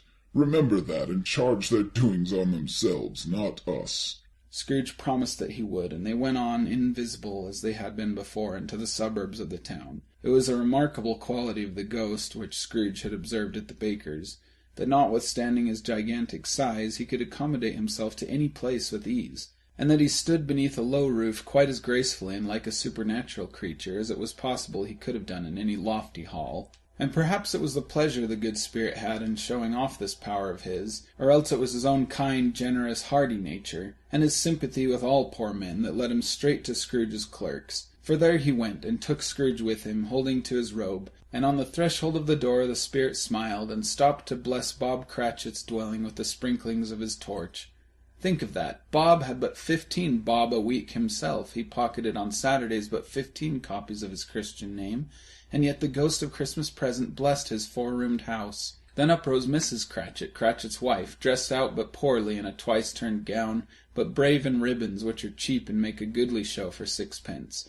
And she laid the cloth, assisted by Belinda Cratchit, second of her daughters, also brave in ribbons, while Master Peter Cratchit plunged a fork into a saucepan of potatoes, and getting the corners of his monstrous shirt-collar, Bob's private property, conferred upon his son and heir in honour of the day, into his mouth, rejoiced to find himself so gallantly attired, and yearned to show his linen in the fashionable parks.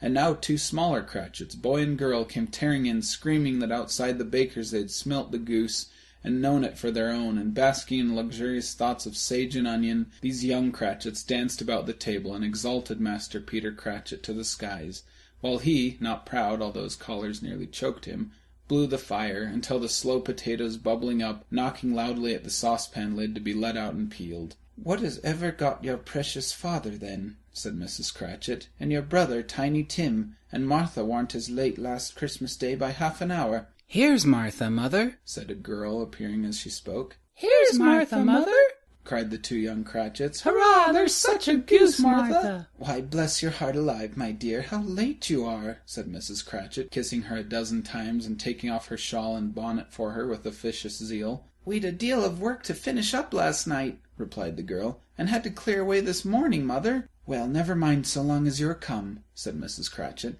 "Sit ye down before the fire, my dear, and have a warm, Lord bless ye." "No, no, there's father coming," cried the 2 young Cratchits, who were everywhere at once. "Hide, Martha, hide!" So Martha hid herself, and in came little Bob, the father, with at least 3 feet of comforter, exclusive of the fringe, hanging down before him, and his threadbare clothes darned up and brushed to look seasonable, and Tiny Tim upon his shoulder. Alas for Tiny Tim, he bore a little crutch, and had his limbs supported by an iron frame. "Why, where's our Martha?" cried Bob Cratchit, looking around. "Not coming," said Mrs. Cratchit. "Not coming?" said Bob, with a sudden declension in his high spirits, for he had been Tim's blood horse all the way from church, and had come home rampant. "Not coming upon Christmas Day?" Martha didn't like to see him disappointed, if it were only in joke, so she came out prematurely from behind the closet door and ran into his arms, while the 2 young Cratchits hustled Tiny Tim, and bore him off into the wash-house, that he might hear the pudding singing in the copper. "And how did little Tim behave?" asked Mrs. Cratchit, when she had rallied Bob on his credulity, and Bob had hugged his daughter to his heart's content. "As good as gold," said Bob, "and better. Somehow he gets thoughtful sitting by himself so much, and thinks the strangest things you ever heard. He told me coming home that he hoped the people saw him in the church because he was a cripple, and it might be pleasant to them to remember upon Christmas Day who made lame beggars walk and blind men see." Bob's voice was tremulous when he told them this, and trembled more when he saw that Tiny Tim was growing strong and hardy. His active little crutch was heard upon the floor, and back came Tiny Tim before another word was spoken, escorted by his brother and sister to his stool beside the fire.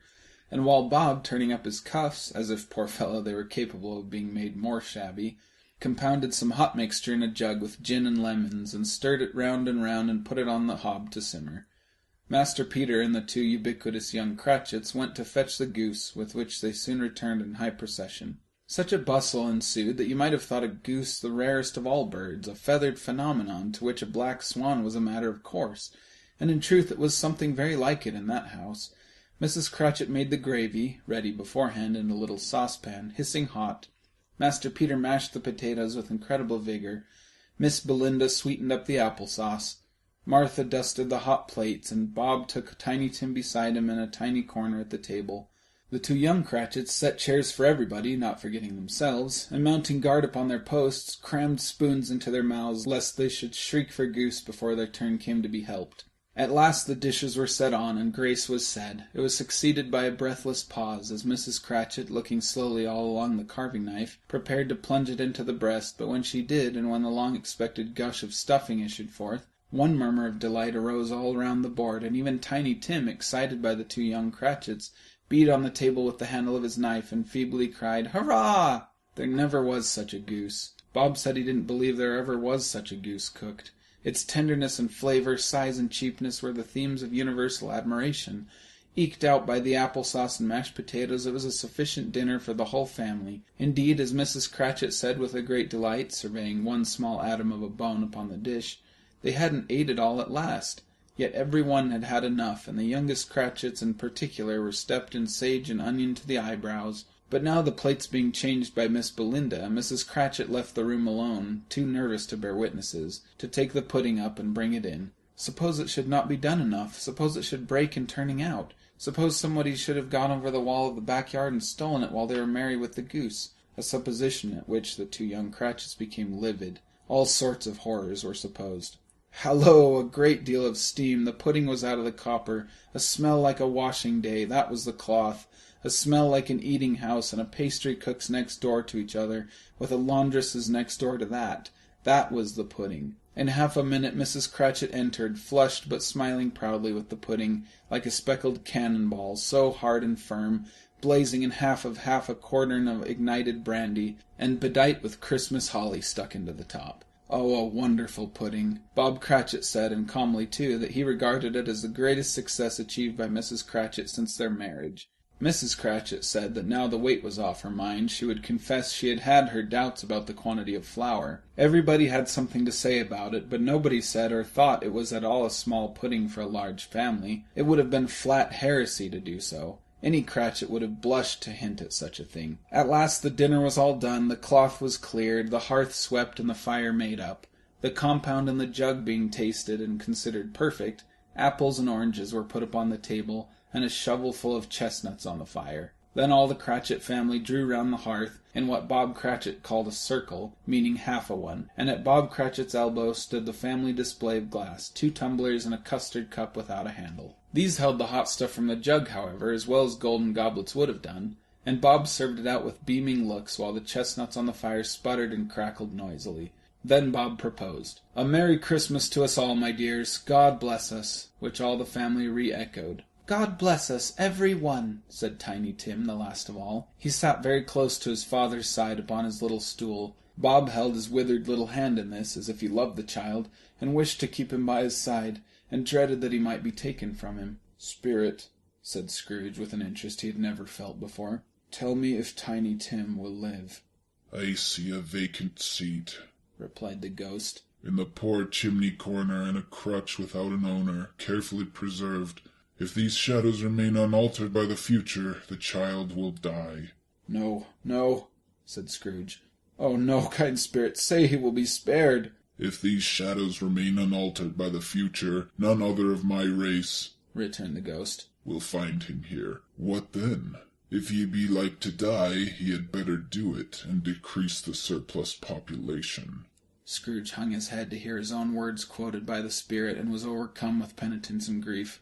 "Man," said the ghost, "if man you be in heart, not adamant, forbear that wicked cant until you've discovered what the surplus is, and where it is. Will you decide what men shall live, what men shall die? It may be that in the sight of heaven you are more worthless and less fit to live than millions like this poor man's child. Oh, heavens, to hear the insect on the leaf pronouncing on the too much life among his hungry brothers in the dust." Scrooge bent before the ghost's rebuke, and trembling cast his eyes upon the ground, but he raised them speedily on hearing his own name. "Mr. Scrooge," said Bob. "I'll give you Mr. Scrooge, the founder of the feast." "The founder of the feast, indeed!" cried Mrs. Cratchit, reddening. "I wish I had him here. I'd give him a piece of my mind to feast upon, and I hope he'd have a good appetite for it." "My dear," said Bob, "the children, Christmas Day." "It should be Christmas Day, I'm sure," said she, "on which one drinks the health of such an odious, stingy, hard, unfeeling man as Mr. Scrooge. You know he is, Robert. Nobody knows it better than you do, poor fellow." "My dear," was Bob's mild answer, "Christmas Day." "I'll drink his health for your sake and the day's," said Mrs. Cratchit. "Not for his. Long life to him, a Merry Christmas and a Happy New Year. He'll be very merry and very happy, I have no doubt." The children drank the toast after her. It was the first of their proceedings which had no heartiness in it. Tiny Tim drank it last of all, but he didn't care twopence for it.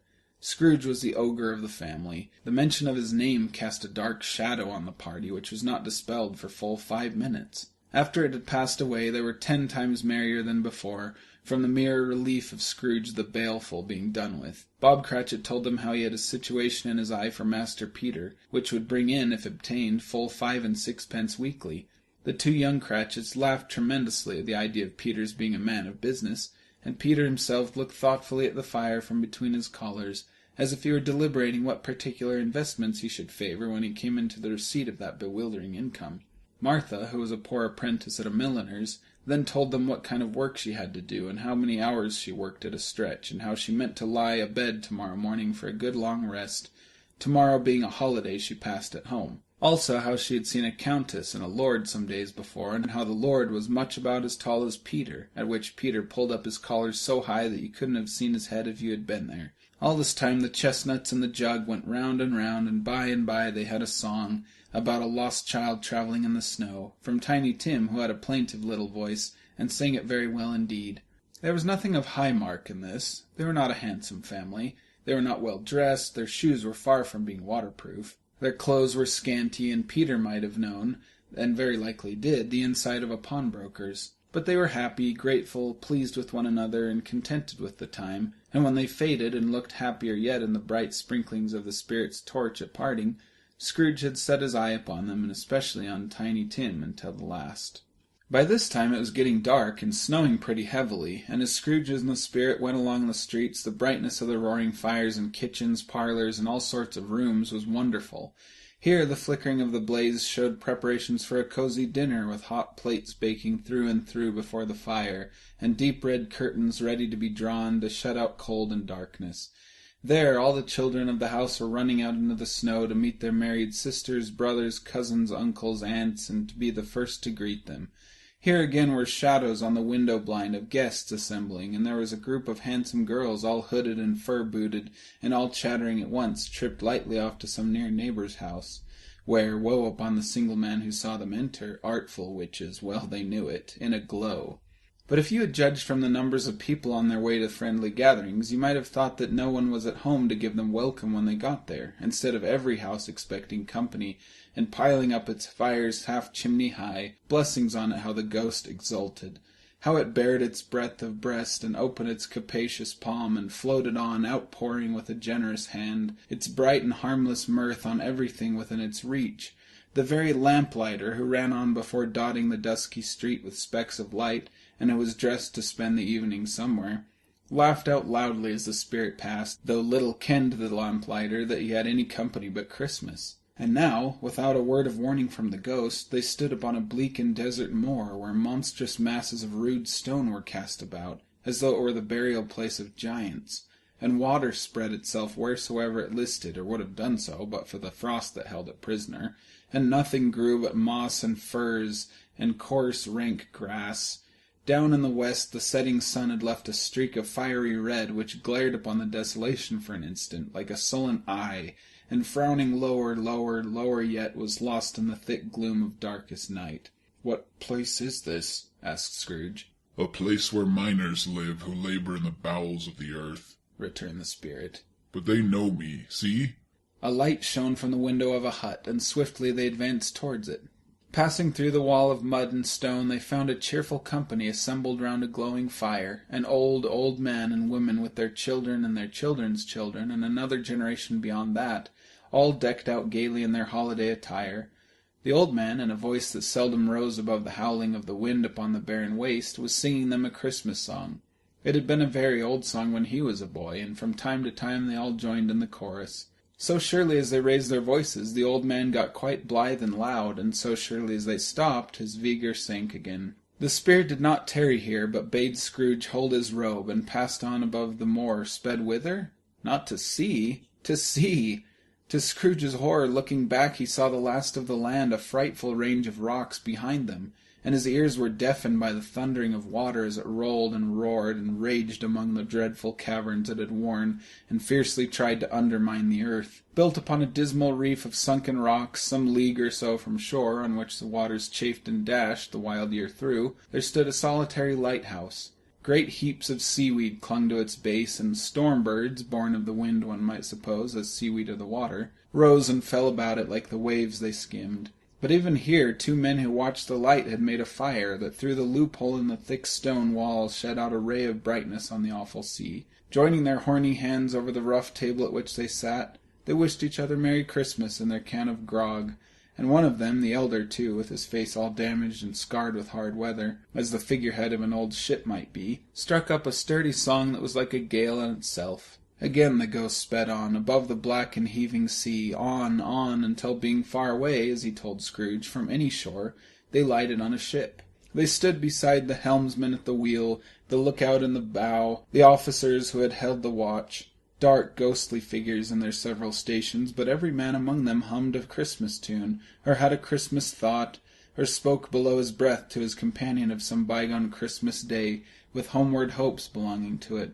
And every man on board, waking or sleeping, good or bad, had had a kinder word for another on that day than on any other day in the year, and had shared to some extent in its festivities, and had remembered those he cared for at a distance, and had known that they delighted to remember him. It was a great surprise to Scrooge, while listening to the moaning of the wind, and thinking what a solemn thing it was to move on through the lonely darkness over an unknown abyss, whose depths were secrets as profound as death. It was a great surprise to Scrooge, while thus engaged, to hear a hearty laugh. It was a much greater surprise to Scrooge to recognize it as his own nephew's, and to find himself in a bright, dry, gleaming room, with the spirit standing smiling by his side, and looking at that same nephew with approving affability. "Ha, ha, ha, ha!" laughed Scrooge's nephew. If you should happen by any unlikely chance to know a man more blessed in a laugh than Scrooge's nephew, all I can say is I should like to know him too. Introduce him to me, and I'll cultivate his acquaintance. It is a fair, even-handed, noble adjustment of things that while there's infection and disease and sorrow, there's nothing in the world so irresistibly contagious as laughter and good humour. When Scrooge's nephew laughed in this way, holding his sides, rolling his head, and twisting his face into the most extravagant contortions, Scrooge's niece, by marriage, laughed as heartily as he, and their assembling friends, being not a bit behindhand, roared out lustily. "Ha, ha, ha, ha! He said that Christmas was a humbug, as I live!" cried Scrooge's nephew. "He believed it, too!" "More shame for him, Fred," said Scrooge's niece indignantly. "Bless those women, they never do anything by halves. They're always in earnest." She was very pretty, exceedingly pretty, with a dimpled, surprised-looking capital face, a ripe little mouth that seemed made to be kissed, as no doubt it was, all kinds of good little dots about her chin, that melted into one another when she laughed, and the sunniest pair of eyes you ever saw in any little creature's head. Altogether, she was what you would have called provoking, you know, but satisfactory, too. Oh, perfectly satisfactory. "He's a comical old fellow," said Scrooge's nephew. "That's the truth, and not so pleasant as he might be. However, his offences carry their own punishment, and I have nothing to say against him." "I'm sure he is very rich, Fred," hinted Scrooge's niece. "At least you always tell me so." "What of that, my dear?" said Scrooge's nephew. "His wealth is of no use to him. He don't do any good with it. He don't make himself comfortable with it. He hasn't the satisfaction of thinking that he's ever going to benefit us with it." "I have no patience with him," observed Scrooge's niece. Scrooge's niece's sisters and all the other ladies expressed the same opinion. "Oh, I have," said Scrooge's nephew. "I'm sorry for him. I couldn't be angry with him if I tried. Who suffers by his ill whims? Himself, always. Here he takes it into his head to dislike us, and he won't come and dine with us. What's the consequence? He don't lose much of a dinner." "Indeed, I think he loses a very good dinner," interrupted Scrooge's niece. Everybody else said the same, and they must be allowed to have been competent judges, because they had just had dinner, and with the dessert upon the table, were clustered round the fire by lamplight. "Well, I'm very glad to hear it," said Scrooge's nephew, "because I haven't had any great faith in these young housekeepers. What do you say, Topper?" Topper had clearly got his eye upon one of Scrooge's niece's sisters, for he answered that a bachelor was a wretched outcast who had no right to express an opinion on the subject. Whereat Scrooge's niece's sister, the plump one with the lace tucker, not the one with the roses, blushed. "Do go on, Fred," said Scrooge's niece, clapping her hands. "He never finishes what he begins to say. He's such a ridiculous fellow." Scrooge's nephew revelled in another laugh, and as it was impossible to keep the infection off, though the plump sister tried hard to do it with aromatic vinegar, his example was unanimously followed. "I was only going to say," said Scrooge's nephew, "that the consequence of his taking a dislike to us and not making merry with us is, as I think, that he loses some pleasant moments, which could do him no harm. I'm sure he loses pleasanter companions than he can find in his own thoughts, either in his mouldy old office or his dusty chambers. I mean to give him the same chance every year, whether he likes it or not, for I pity him. He may rail at Christmas till he dies, but he can't help thinking better of it. I defy him. If he finds me going there in good temper year after year and saying, 'Uncle Scrooge, how are you?' If it only puts him in the vein to leave his poor clerk £50, that's something, and I think I shook him yesterday." It was their turn to laugh now at the notion of his shaking Scrooge, but being thoroughly good-natured and not much caring what they laughed at, so they laughed at any rate. He encouraged them in their merriment and passed the bottle joyously. After tea they had some music, for they were a musical family and knew what they were about when they sung a glee or catch, I can assure you, especially Topper, who could growl away in the bass like a good one, and never swell the large veins on his forehead or get red in the face over it. Scrooge's niece played well upon the harp, and played among other tunes a simple little air, a mere nothing you might learn to whistle in 2 minutes, which had been familiar to the child who fetched Scrooge from the boarding-school, as he had been reminded by the ghost of Christmas past. When the strain of music sounded, all the things that ghost had shown him came upon his mind. He softened more and more, and thought if he could have listened to it often years ago, he might have cultivated the kindnesses of life for his own happiness with his own hands, without resorting to the sexton's spade that buried Jacob Marley. But they didn't devote the whole evening to music. After a while they played at forfeits, for it's good to be children sometimes, and never better than at Christmas, when its mighty founder was a child himself. Stop, there was first a game at blindman's buff. Of course there was, and I no more believe Topper was really blind than I believe he had eyes in his boots. My opinion is that it was a done thing between him and Scrooge's nephew, and that the ghost of Christmas present knew it. The way he went after that plump sister in the lace tucker was an outrage on the credulity of human nature, knocking down the fire-irons, tumbling over the chairs, bumping up against the piano, smothering himself among the curtains. Wherever she went, there went he. He always knew where the plump sister was. He wouldn't catch anybody else. If you had fallen up against him, as some of them did, and stood there, he would have made a feint of endeavouring to seize you, which would have been an affront to your understanding, and would instantly have sidled off in the direction of the plump sister. She often cried out that it wasn't fair, and it really was not. But when at last he caught her, when in spite of all her silken rustlings and her rapid flutterings past him, he got her into a corner whence there was no escape, then his conduct was the most execrable. For his pretending not to know her, his pretending that it was necessary to touch her head-dress, and further to assure himself of her identity by pressing a certain ring upon her finger, and a certain chain about her neck, was vile, monstrous. No doubt she told him her opinion of it, when, another blindman being in office, they were so very confidential together behind the curtains. Scrooge's niece was not one of the blindman's buff party, but was made comfortable with a large chair and a footstool in a snug corner, where the ghost and Scrooge were close behind her. But she joined in the forfeits, and loved her love to admiration with all the letters of the alphabet.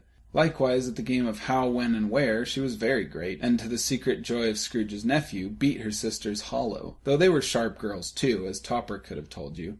There might have been 20 people there, young and old, but they all played, and so did Scrooge, for wholly forgetting in the interest he had in what was going on, that his voice made no sound in their ears, he sometimes came out with his guess quite loud, and very often guessed right, too, for the sharpest needle, best Whitechapel, warranted not to cut in the eye, was not sharper than Scrooge, blunt as he took it in his head to be. The ghost was greatly pleased to find him in this mood, and looked upon him with such favour that he begged like a boy to be allowed to stay until the guests departed. But this, the spirit said, could not be done. "Here's a new game," said Scrooge. "1 half-hour, spirit, only one." It was a game called Yes and No, where Scrooge's nephew had to think of something, and the rest must find out what, he only answering to their questions yes or no, as the case was. The brisk fire of questioning to which he was exposed elicited from him that he was thinking of an animal, a live animal, rather a disagreeable animal, a savage animal, an animal that growled and grunted sometimes, and talked sometimes, and lived in London, and walked about the streets, and wasn't made a show of, and wasn't led by anybody, and didn't live in a menagerie, and was never killed in a market, and was not a horse, or an ass, or a cow, or a bull, or a tiger, or a dog, or a pig, or a cat, or bear. At every fresh question that was put to him, this nephew burst into a fresh roar of laughter, and was so inexpressibly tickled that he was obliged to get up off the sofa and stamp. At last the plump sister, falling into a similar state, cried out, "I've found it out! I know what it is, Fred! I know what it is!" "What is it?" cried Fred. "It's your Uncle Scrooge!" Which it certainly was. Admiration was the universal sentiment, though some objected that the reply to "Is it a bear?" ought to have been yes, inasmuch as an answer in the negative was sufficient to have diverted their thoughts from Mr. Scrooge, supposing they had ever had any tendency that way.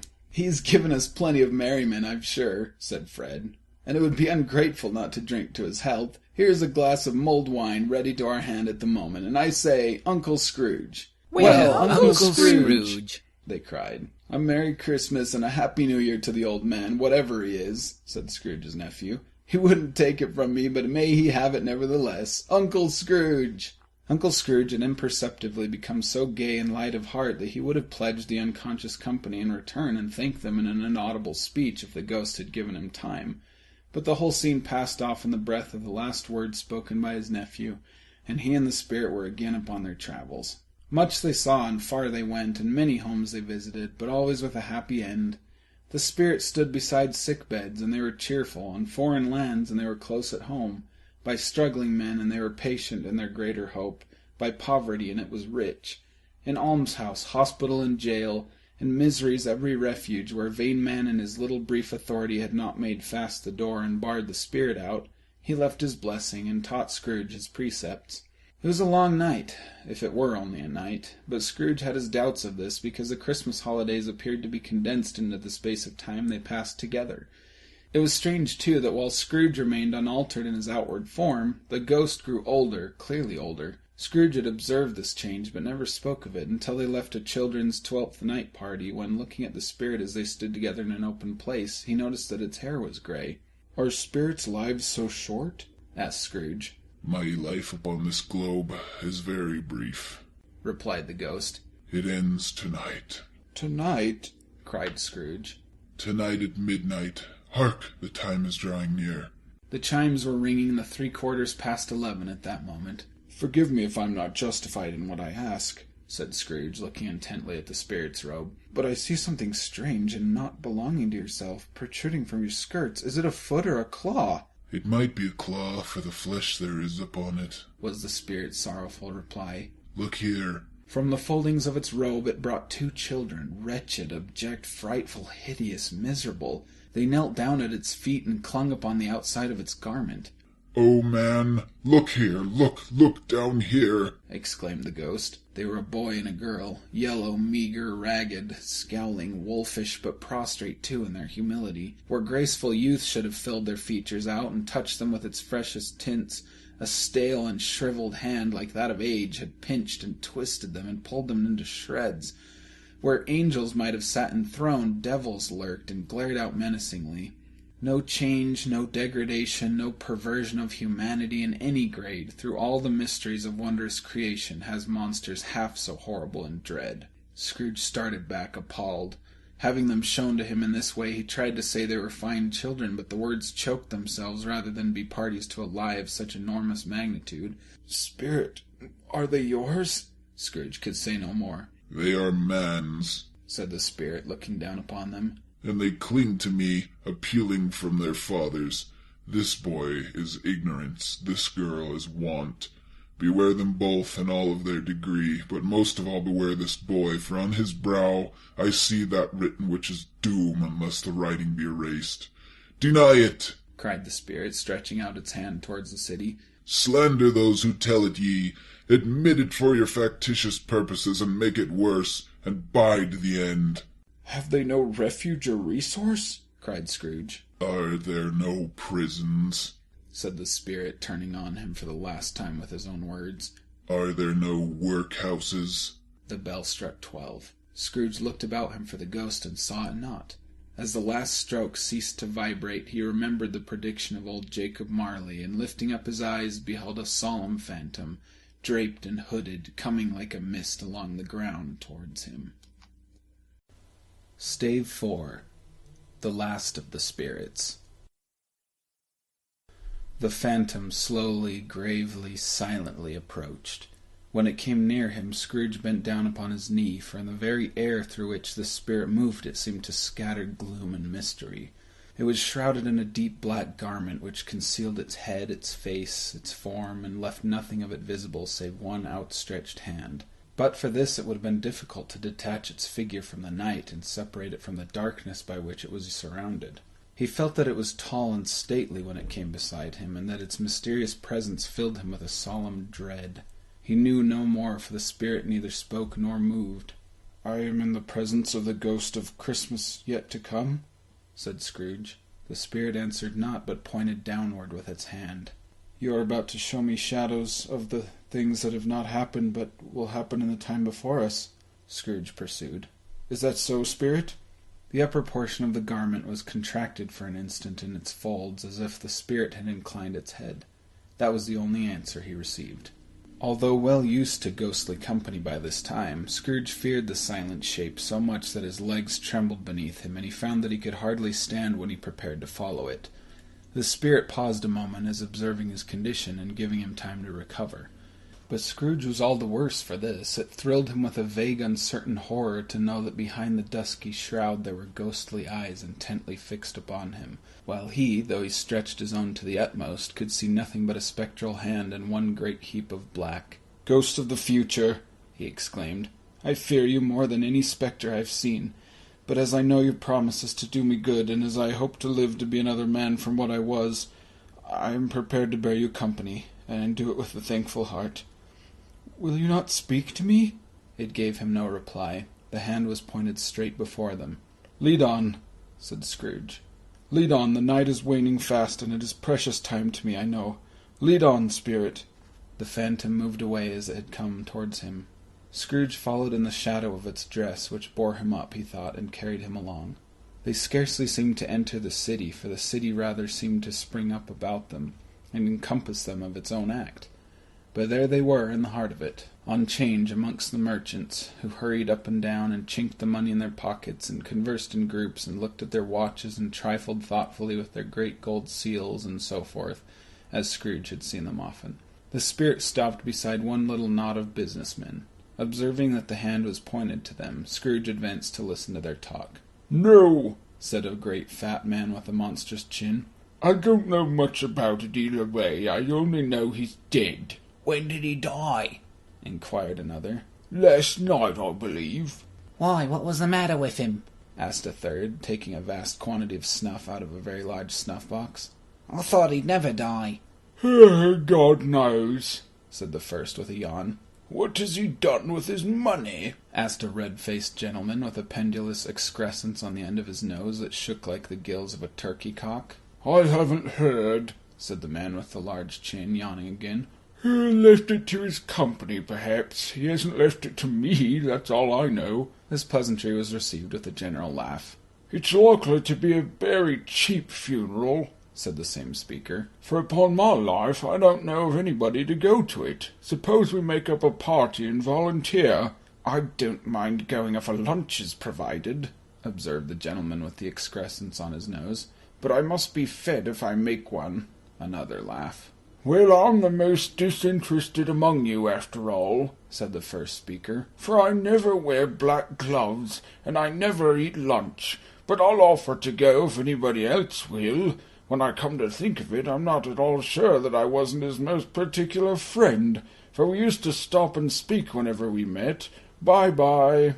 Speakers and listeners strolled away and mixed with other groups. Scrooge knew the men and looked towards the spirit for an explanation. The phantom glided on into the street. Its finger pointed to two persons meeting. Scrooge listened again, thinking that the explanation might lie here. He knew these men also perfectly. They were men of business, very wealthy and of great importance. He had made a point always of standing well in their esteem, in a business point of view, that is, strictly in a business point of view. How are you? Said one. "How are you?" returned the other. Well, said the first. Old Scratch has got his own at last, eh? "So I'm told," returned the second. "Cold, isn't it?" Seasonable for Christmas time. You're not a skater, I suppose? No, something else to think of. Good morning." Not another word. That was their meeting, their conversation, and their parting. Scrooge was at first inclined to be surprised that the spirit should attach importance to conversations apparently so trivial, but feeling assured that there must be some hidden purpose, he set himself to consider what it was likely to be. They could scarcely be supposed to have any bearing on the death of Jacob, his old partner, for that was past, and this ghost's province was the future. Nor could he think of anyone immediately connected with himself to whom he could apply them. But nothing doubting that to whomsoever they applied, they had some latent moral for his own improvement, he resolved to treasure up every word he heard, and everything he saw, and especially to observe the shadow of himself when it appeared. For he had an expectation that the conduct of his future self would give him the clue he missed, and would render the solution of these riddles easy. He looked about in that very place for his own image, but another man stood in his accustomed corner, and though the clock pointed to his usual time of day for being there, he saw no likeness of himself among the multitudes that poured in through the porch. It gave him little surprise, however, for he had been revolving in his mind a change of life, and thought and hoped he saw his new-born resolutions carried out in this. Quiet and dark, beside him stood the phantom with its outstretched hand. When he roused himself from his thoughtful quest, he fancied from the turn of the hand, and its situation in reference to himself, that the unseen eyes were looking at him keenly. It made him shudder and feel very cold. They left the busy scene and went into an obscure part of the town where Scrooge had never penetrated before, although he recognized its situation and its bad repute. The ways were foul and narrow, the shops and houses wretched, the people half naked, drunken, slipshod, ugly. Alleys and archways, like so many cesspools, disgorged their offences of smell and dirt and life upon the straggling streets, and the whole quarter reeked with crime, with filth and misery. Far in this den of infamous resort there was a low-browed beetling shop below a penthouse roof, where iron, old rags, bottles, bones, and greasy offal were brought. Upon the floor within were piled up heaps of rusty keys, nails, chains, hinges, files, scales, weights, and refuse iron of all kinds. Secrets that few would like to scrutinize were bred and hidden in mountains of unseemly rags, masses of corrupted fat, and sepulchres of bones. Sitting in among the wares he dealt in by a charcoal stove made of old bricks was a grey-haired rascal, nearly 70 years of age, who had screened himself from the cold air without by a frowsy curtaining of miscellaneous tatters, hung upon a line and smoked his pipe in all the luxury of calm retirement. Scrooge and the Phantom came into the presence of this man, just as a woman with a heavy bundle slunk into the shop. But she had scarcely entered when another woman, similarly laden, came in too, and she was closely followed by a man in faded black, who was no less startled by the sight of them than they had been upon the recognition of each other. After a short period of blank astonishment, in which the old man with the pipe had joined them, they all three burst into a laugh. "Let the chairwoman alone to be the first," cried she who had entered first. "Let the laundress alone to be the second, and let the undertaker's man be alone to be the third. Look here, old Joe, here's a chance, if we haven't all three met here without meaning it." "You couldn't have met in a better place," said old Joe, removing his pipe from his mouth. "Come into the parlour. You were made free of it long ago, you know, and the other two ain't strangers. Stop till I shut the door of the shop. Ah, how it squeaks! There ain't such a rusty bit of metal in the place as its own hinges, I believe, and I'm sure there's no such bold bones here as mine. We're all suitable to our calling. We're well matched. Come into the parlour. Come into the parlour." The parlour was the space behind the screen of rags. The old man raked the fire together with an old stair-rod, and having trimmed his smoky lamp, for it was night, with the stem of his pipe, put it in his mouth again. While he did this, the woman who had already spoken threw her bundle on the floor and sat down in a flaunting manner on a stool, crossing her elbows on her knees and looking with a bold defiance at the other two. "What odds, then? What odds, Mrs. Dilber?" said the woman. "Every person has a right to take care of themselves. He always did." "That's true indeed," said the laundress. "No man more so." "Why, then, don't stand staring as if you was afraid, woman. Who's the wiser? We're not going to pick holes in each other's coats, I suppose." "No, indeed," said Mrs. Dilber and the man together. "We should hope not." "Very well, then," cried the woman. "That's enough. Who's the worse for the loss of a few things like these? Not a dead man, I suppose." "No, indeed," said Mrs. Dilber, laughing.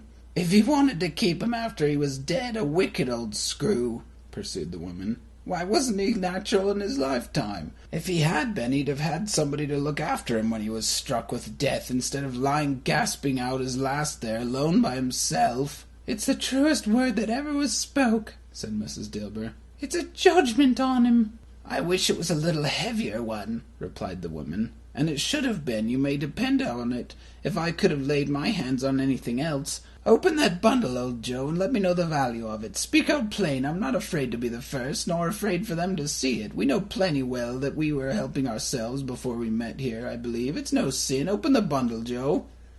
But the gallantry of her friends would not allow of this, and the man in faded black, mounting the breach first, produced his plunder. It was not extensive. A seal or two, a pencil case, a pair of sleeve buttons, and a brooch of no great value were all. They were severally examined and appraised by old Joe, who chalked the sums he was disposed to give for each upon the wall, and added them up into a total when he found that there was nothing more to come.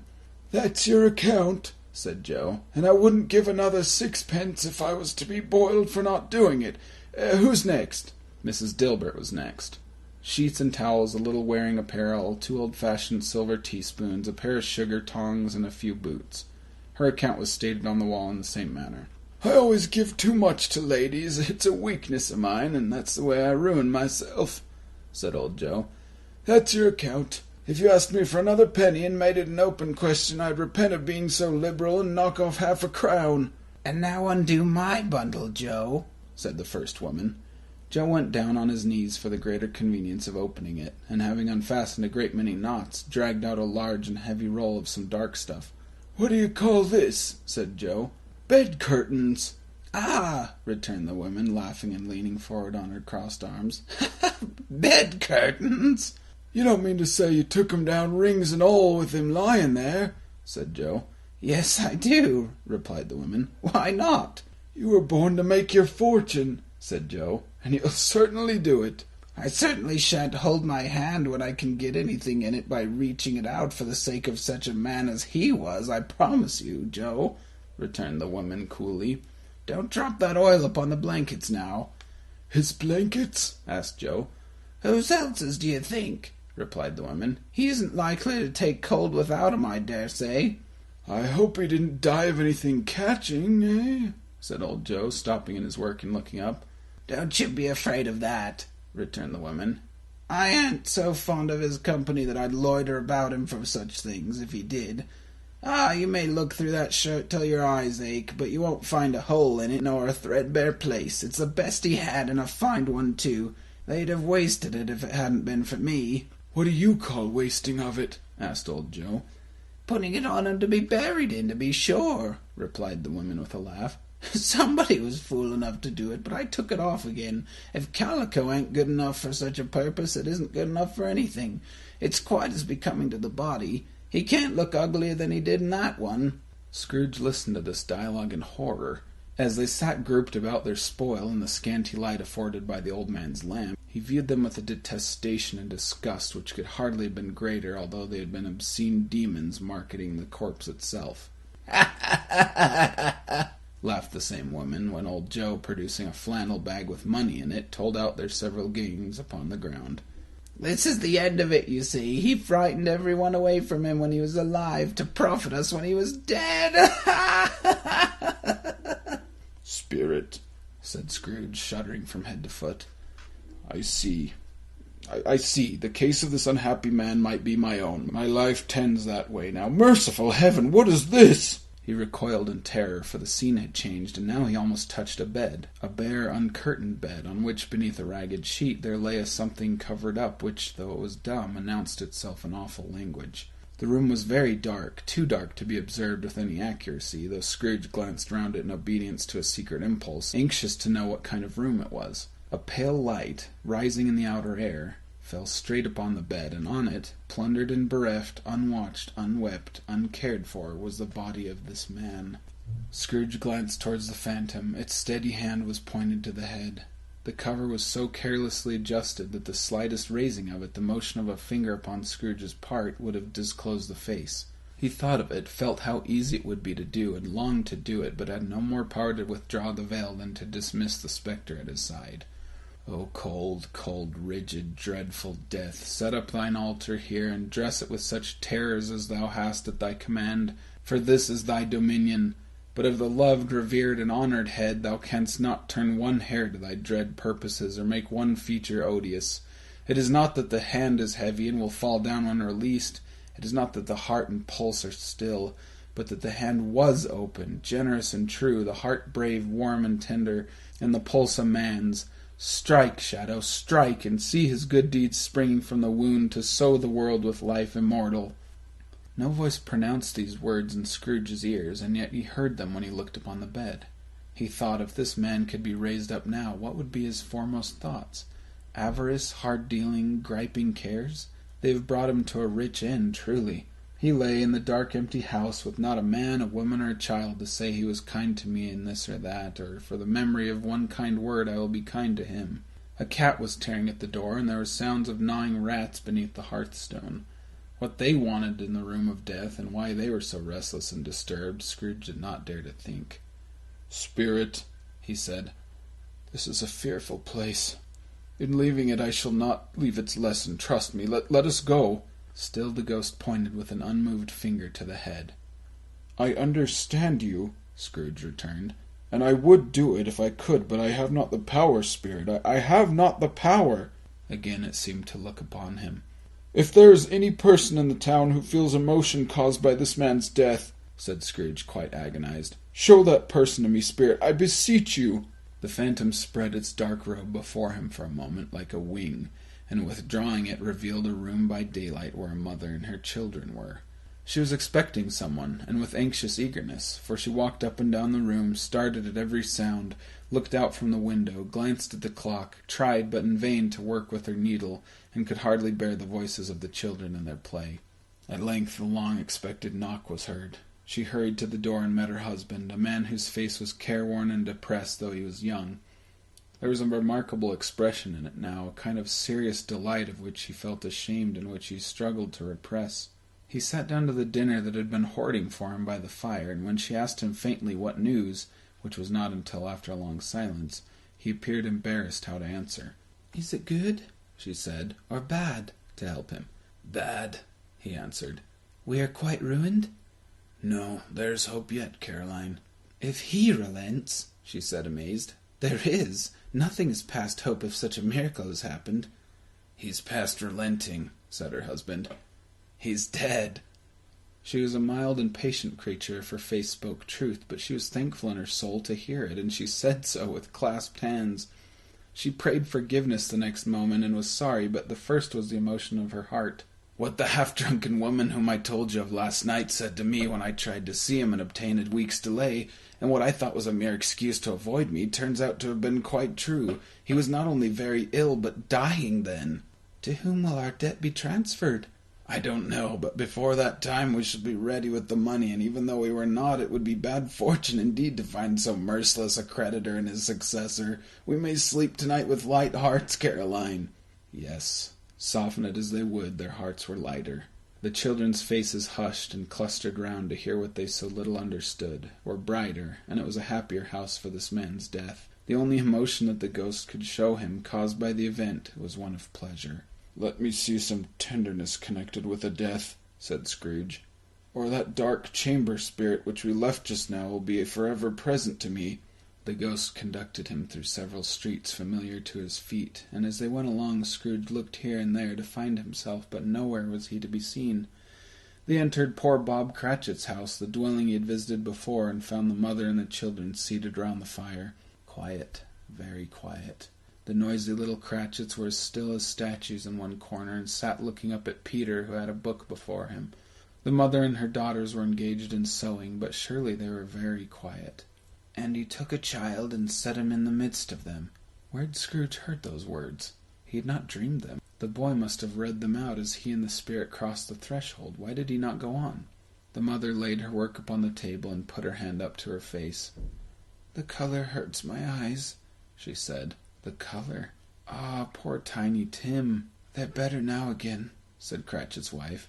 "It makes them weak by candlelight, and I wouldn't show weak eyes to your father when he comes home, for the world.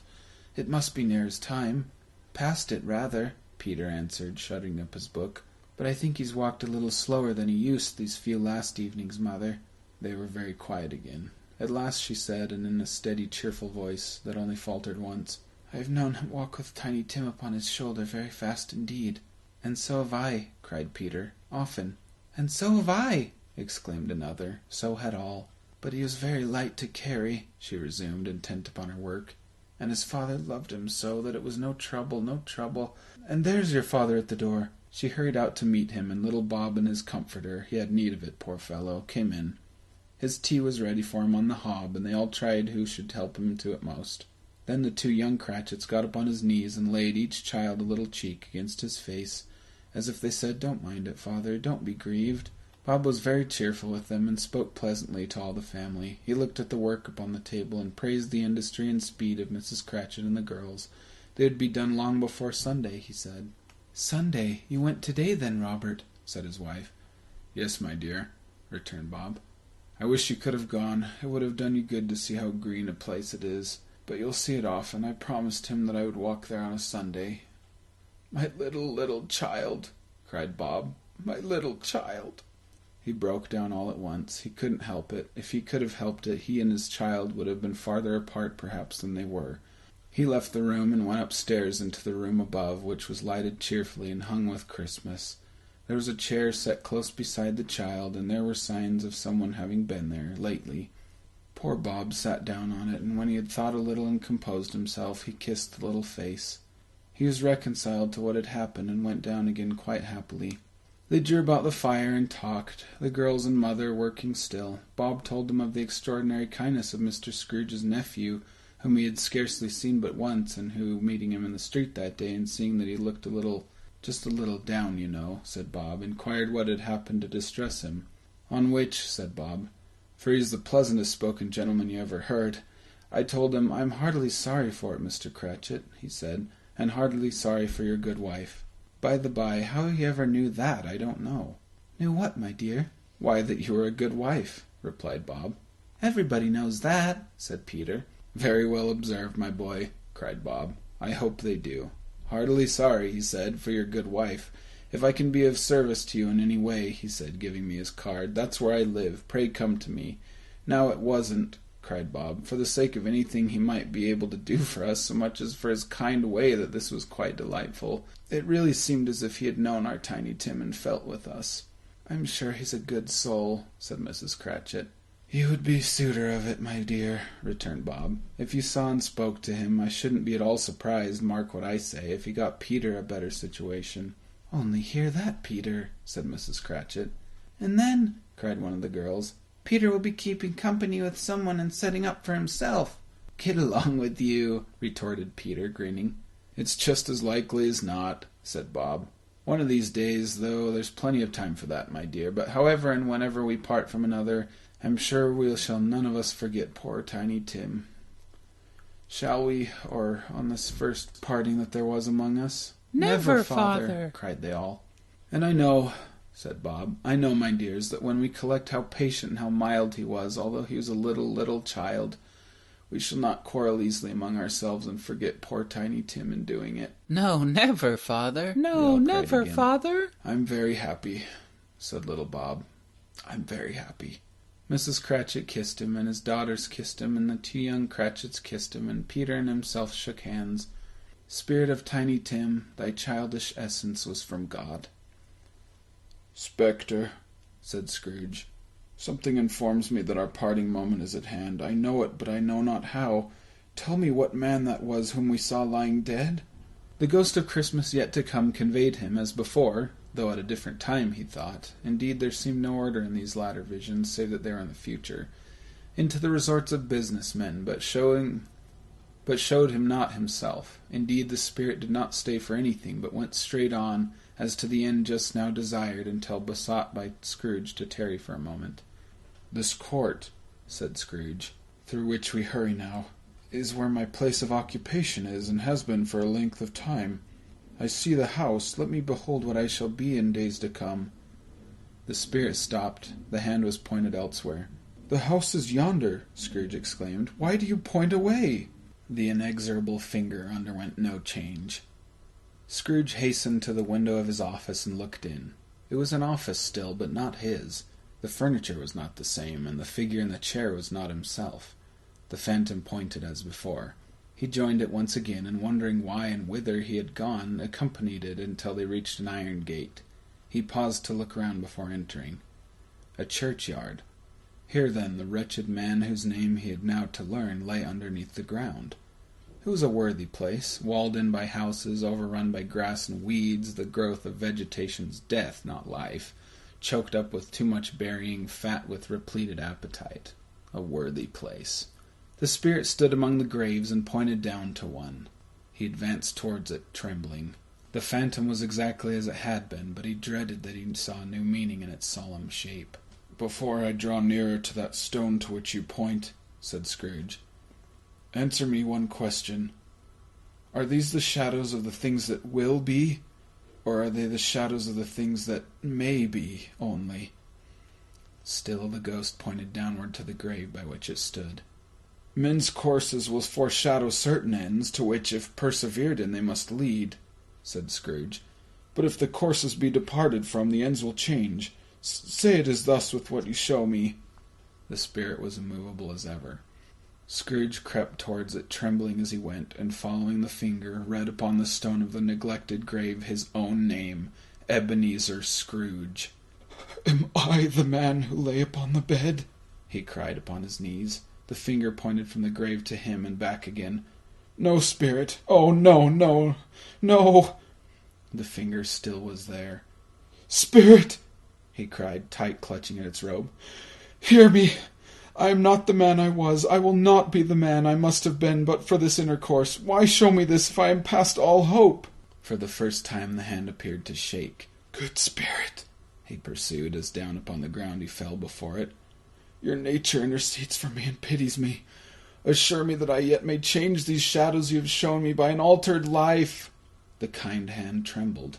"I will honor Christmas in my heart, and try to keep it all the year. I will live in the past, the present, and the future. The spirits of all three shall strive within me. I will not shut out the lessons that they teach.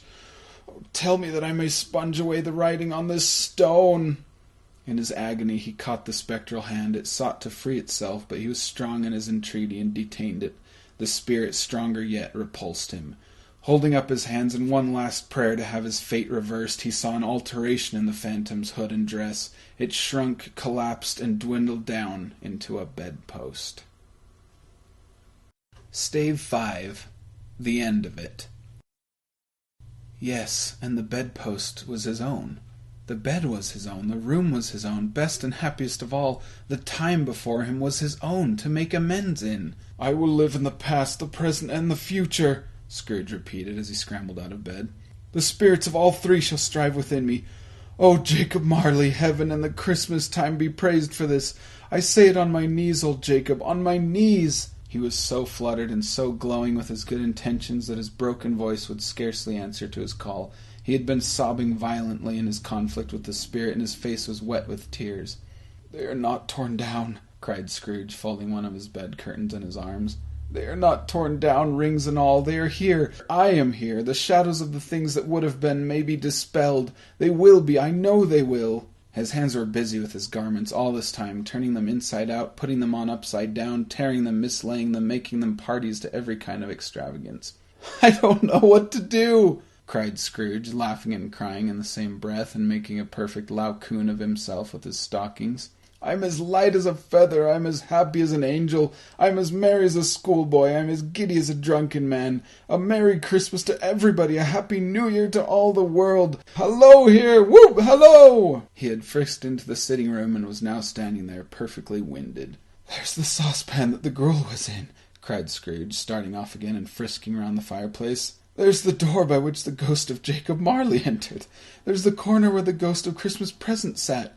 There's the window where I saw the wandering spirits. It's all right. It's all true. It all happened. Ha ha ha!"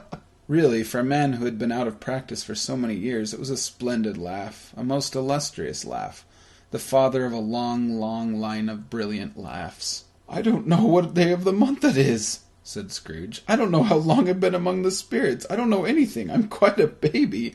Never mind, I don't care. I'd rather be a baby. Hello, whoop, hello here." He was checked in his transports by the churches ringing out the lustiest peals he had ever heard.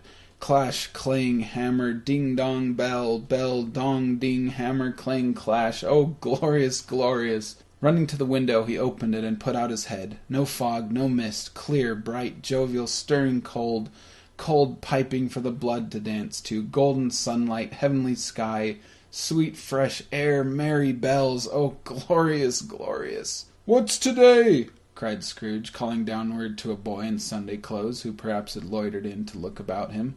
"Eh?" returned the boy with all his might of wonder.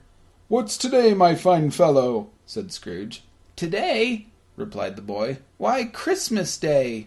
"It's Christmas Day," said Scrooge to himself. "I haven't missed it. The spirits have done it all in one night. They can do anything they like. Of course they can. Of course they can. Hello, my fine fellow." "Hello," returned the boy. "Do you know the poulterers in the next street but one at the corner?" Scrooge inquired. "I should hope I did," replied the lad. "An intelligent boy," said Scrooge. "A remarkable boy. Do you know whether they've sold the prize turkey that was hanging up there? Not the little prize turkey, the big one." "What, the one as big as me?" returned the boy. "What a delightful boy," said Scrooge. "It's a pleasure to talk to him. Yes, my buck." "It's hanging there now," replied the boy. "Is it?" said Scrooge. Go and buy it." "Walker!" exclaimed the boy. No, said Scrooge. "I'm in earnest. Go and buy it and tell him to bring it here, that I may give them the direction where to take it. Come back with the man and I'll give you a shilling.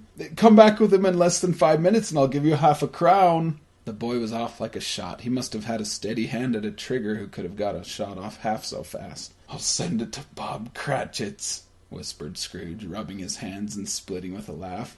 "He shan't know who sends it. It's twice the size of Tiny Tim. Joe Miller never made such a joke as sending it to Bob's will be." The hand in which he wrote the address was not a steady one, but write it he did somehow, and went downstairs to open the street door, ready for the coming of the poulterer's man. As he stood there waiting his arrival, the knocker caught his eye. "I shall love it as long as I live," cried Scrooge, patting it with his hand. "What an honest expression it has in its face. It's a wonderful knocker. Here's the turkey. Hello! Whoop! How are you? Merry Christmas!" It was a turkey. He never could have stood upon his legs, that bird. He would have snapped him short off in a minute like sticks of sealing wax. "Why, it's impossible to carry that to Camden Town," said Scrooge. "You must have a cab." The chuckle with which he said this, and the chuckle with which he paid for the turkey, and the chuckle with which he paid for the cab, and the chuckle with which he recompensed the boy, were only to be exceeded by the chuckle with which he sat down breathless in his chair again, and chuckled till he cried. Shaving was not an easy task, for his hand continued to shake very much, and shaving requires attention, even when you don't dance while you're at it. But if he had cut the end of his nose off, he would have put a piece of sticking plaster over it and been quite satisfied. He dressed himself all in his best, and at last got out into the streets. The people were by this time pouring forth as he had seen them with the ghost of Christmas present, and walking with his hands behind him, Scrooge regarded every one with a delighted smile. He looked so irresistibly pleasant, in a word, that 3 or 4 good-humoured fellows said, "Good morning, sir. Merry Christmas to you." And Scrooge said often afterwards, with all of the blithe sounds he had ever heard, those were the blithest in his ears. He had not gone far when, coming on towards him, he beheld the portly gentleman who had walked into his counting-house the day before, and said, "Scrooge and Marley's, I believe." It sent a pang across his heart to think how this old gentleman would look upon him when they met, but he knew what path lay straight before him, and he took it. "My dear sir," said Scrooge, quickening his pace, and taking the old gentleman by both his hands, "how do you do? I hope you succeeded yesterday. It was very kind of you. A Merry Christmas to you, sir." "Mr. Scrooge?" "Yes," said Mr. Scrooge, "that is my name, and I fear it may not be pleasant to you. Allow me to ask your pardon. And will you have the goodness—" Here Scrooge whispered in his ear. "Lord bless me!" cried the gentleman, as if his breath were gone. "My dear Scrooge, are you serious?" "If you please," said Scrooge. "Not a farthing less. A great many back payments are included in it, I assure you. Will you do me that favour?" "My dear sir," said the other, shaking hands with him, "I don't know what to say to such munification." "Don't say anything, please," retorted Scrooge. "Come and see me. Will you come and see me?" "I will," cried the old gentleman, and it was clear he meant to do it. "Thank ye," said Scrooge. "I am much obliged to you. I thank you 50 times. Bless you." He went to church, and walked about the streets, and watched the people hurrying to and fro, and patted children on the head, and questioned beggars, and looked down into the kitchens of houses, and up to the windows, and found that everything could yield him pleasure. He had never dreamed that any walk, that anything could give him so much happiness. In the afternoon he turned his steps toward his nephew's house. He passed the door a dozen times before he had the courage to go up and knock, but he made a dash and did it. "Is your master at home, my dear?" said Scrooge to the girl. Nice girl, very. "Yes, sir." "Where is he, my love?" said Scrooge. "He's in the dining room, sir, along with mistress. I'll show you upstairs, if you please." "Thank ye, he knows me," said Scrooge, with his hand already on the dining-room lock. "I'll go in here, my dear." He turned it gently and sidled his face in round the door. They were looking at the table, which was spread out in great array, for these young housekeepers are always nervous on such points, and like to see that everything is right. "Fred!" said Scrooge. Dear heart alive, how his niece by marriage started! Scrooge had forgotten for the moment about her sitting in the corner with the footstool, or he wouldn't have done it on any account. "Why, bless my soul!" cried Fred. "Who's that?" "It's I, your Uncle Scrooge. I've come to dinner. Will you let me in, Fred?" Let him in. It is a mercy he didn't shake his arm off. He was at home in 5 minutes. Nothing could be heartier. His niece looked just the same. So did Topper when he came. So did the plump sister when she came. So did everyone when they came. Wonderful party, wonderful games, wonderful unanimity, wonderful happiness. But he was early at the office next morning. Oh, he was early there. If he could only be there first and catch Bob Cratchit coming late, that was the thing he had set his heart upon. And he did it, yes he did. The clock struck 9, no Bob. 1/4 past, no Bob. He was full 18 minutes and a half behind his time. Scrooge sat with his door wide open, that he might see him come into the tank. His hat was off before he opened the door, his comforter too. He was on his stool in a jiffy, driving away with his pen as if he were trying to overtake 9 o'clock. "Hello," growled Scrooge in his accustomed voice, as near as he could feign it. "What do you mean by coming here at this time of day?" "I'm very sorry, sir," said Bob. "I am behind my time." "You are?" repeated Scrooge. "Yes, I think you are. Step this way, if you please." "It's only once a year, sir," pleaded Bob, appearing from the tank. "It shall not be repeated. I was making rather merry yesterday, sir." "Now, I'll tell you what, my friend," said Scrooge. "I am not going to stand this sort of thing any longer, and therefore," he continued, leaping from his stool and giving Bob such a dig in the waistcoat that he staggered back into the tank again, "and therefore I'm about to raise your salary." Bob trembled and got a little nearer to the ruler. He had a momentary idea of knocking Scrooge down with it, holding him and calling to the people in the court for help and a straight waistcoat. "A Merry Christmas, Bob," said Scrooge with an earnestness that could not be mistaken as he clapped him on the back. "A merrier Christmas, Bob, my good fellow, than I have given you for many a year.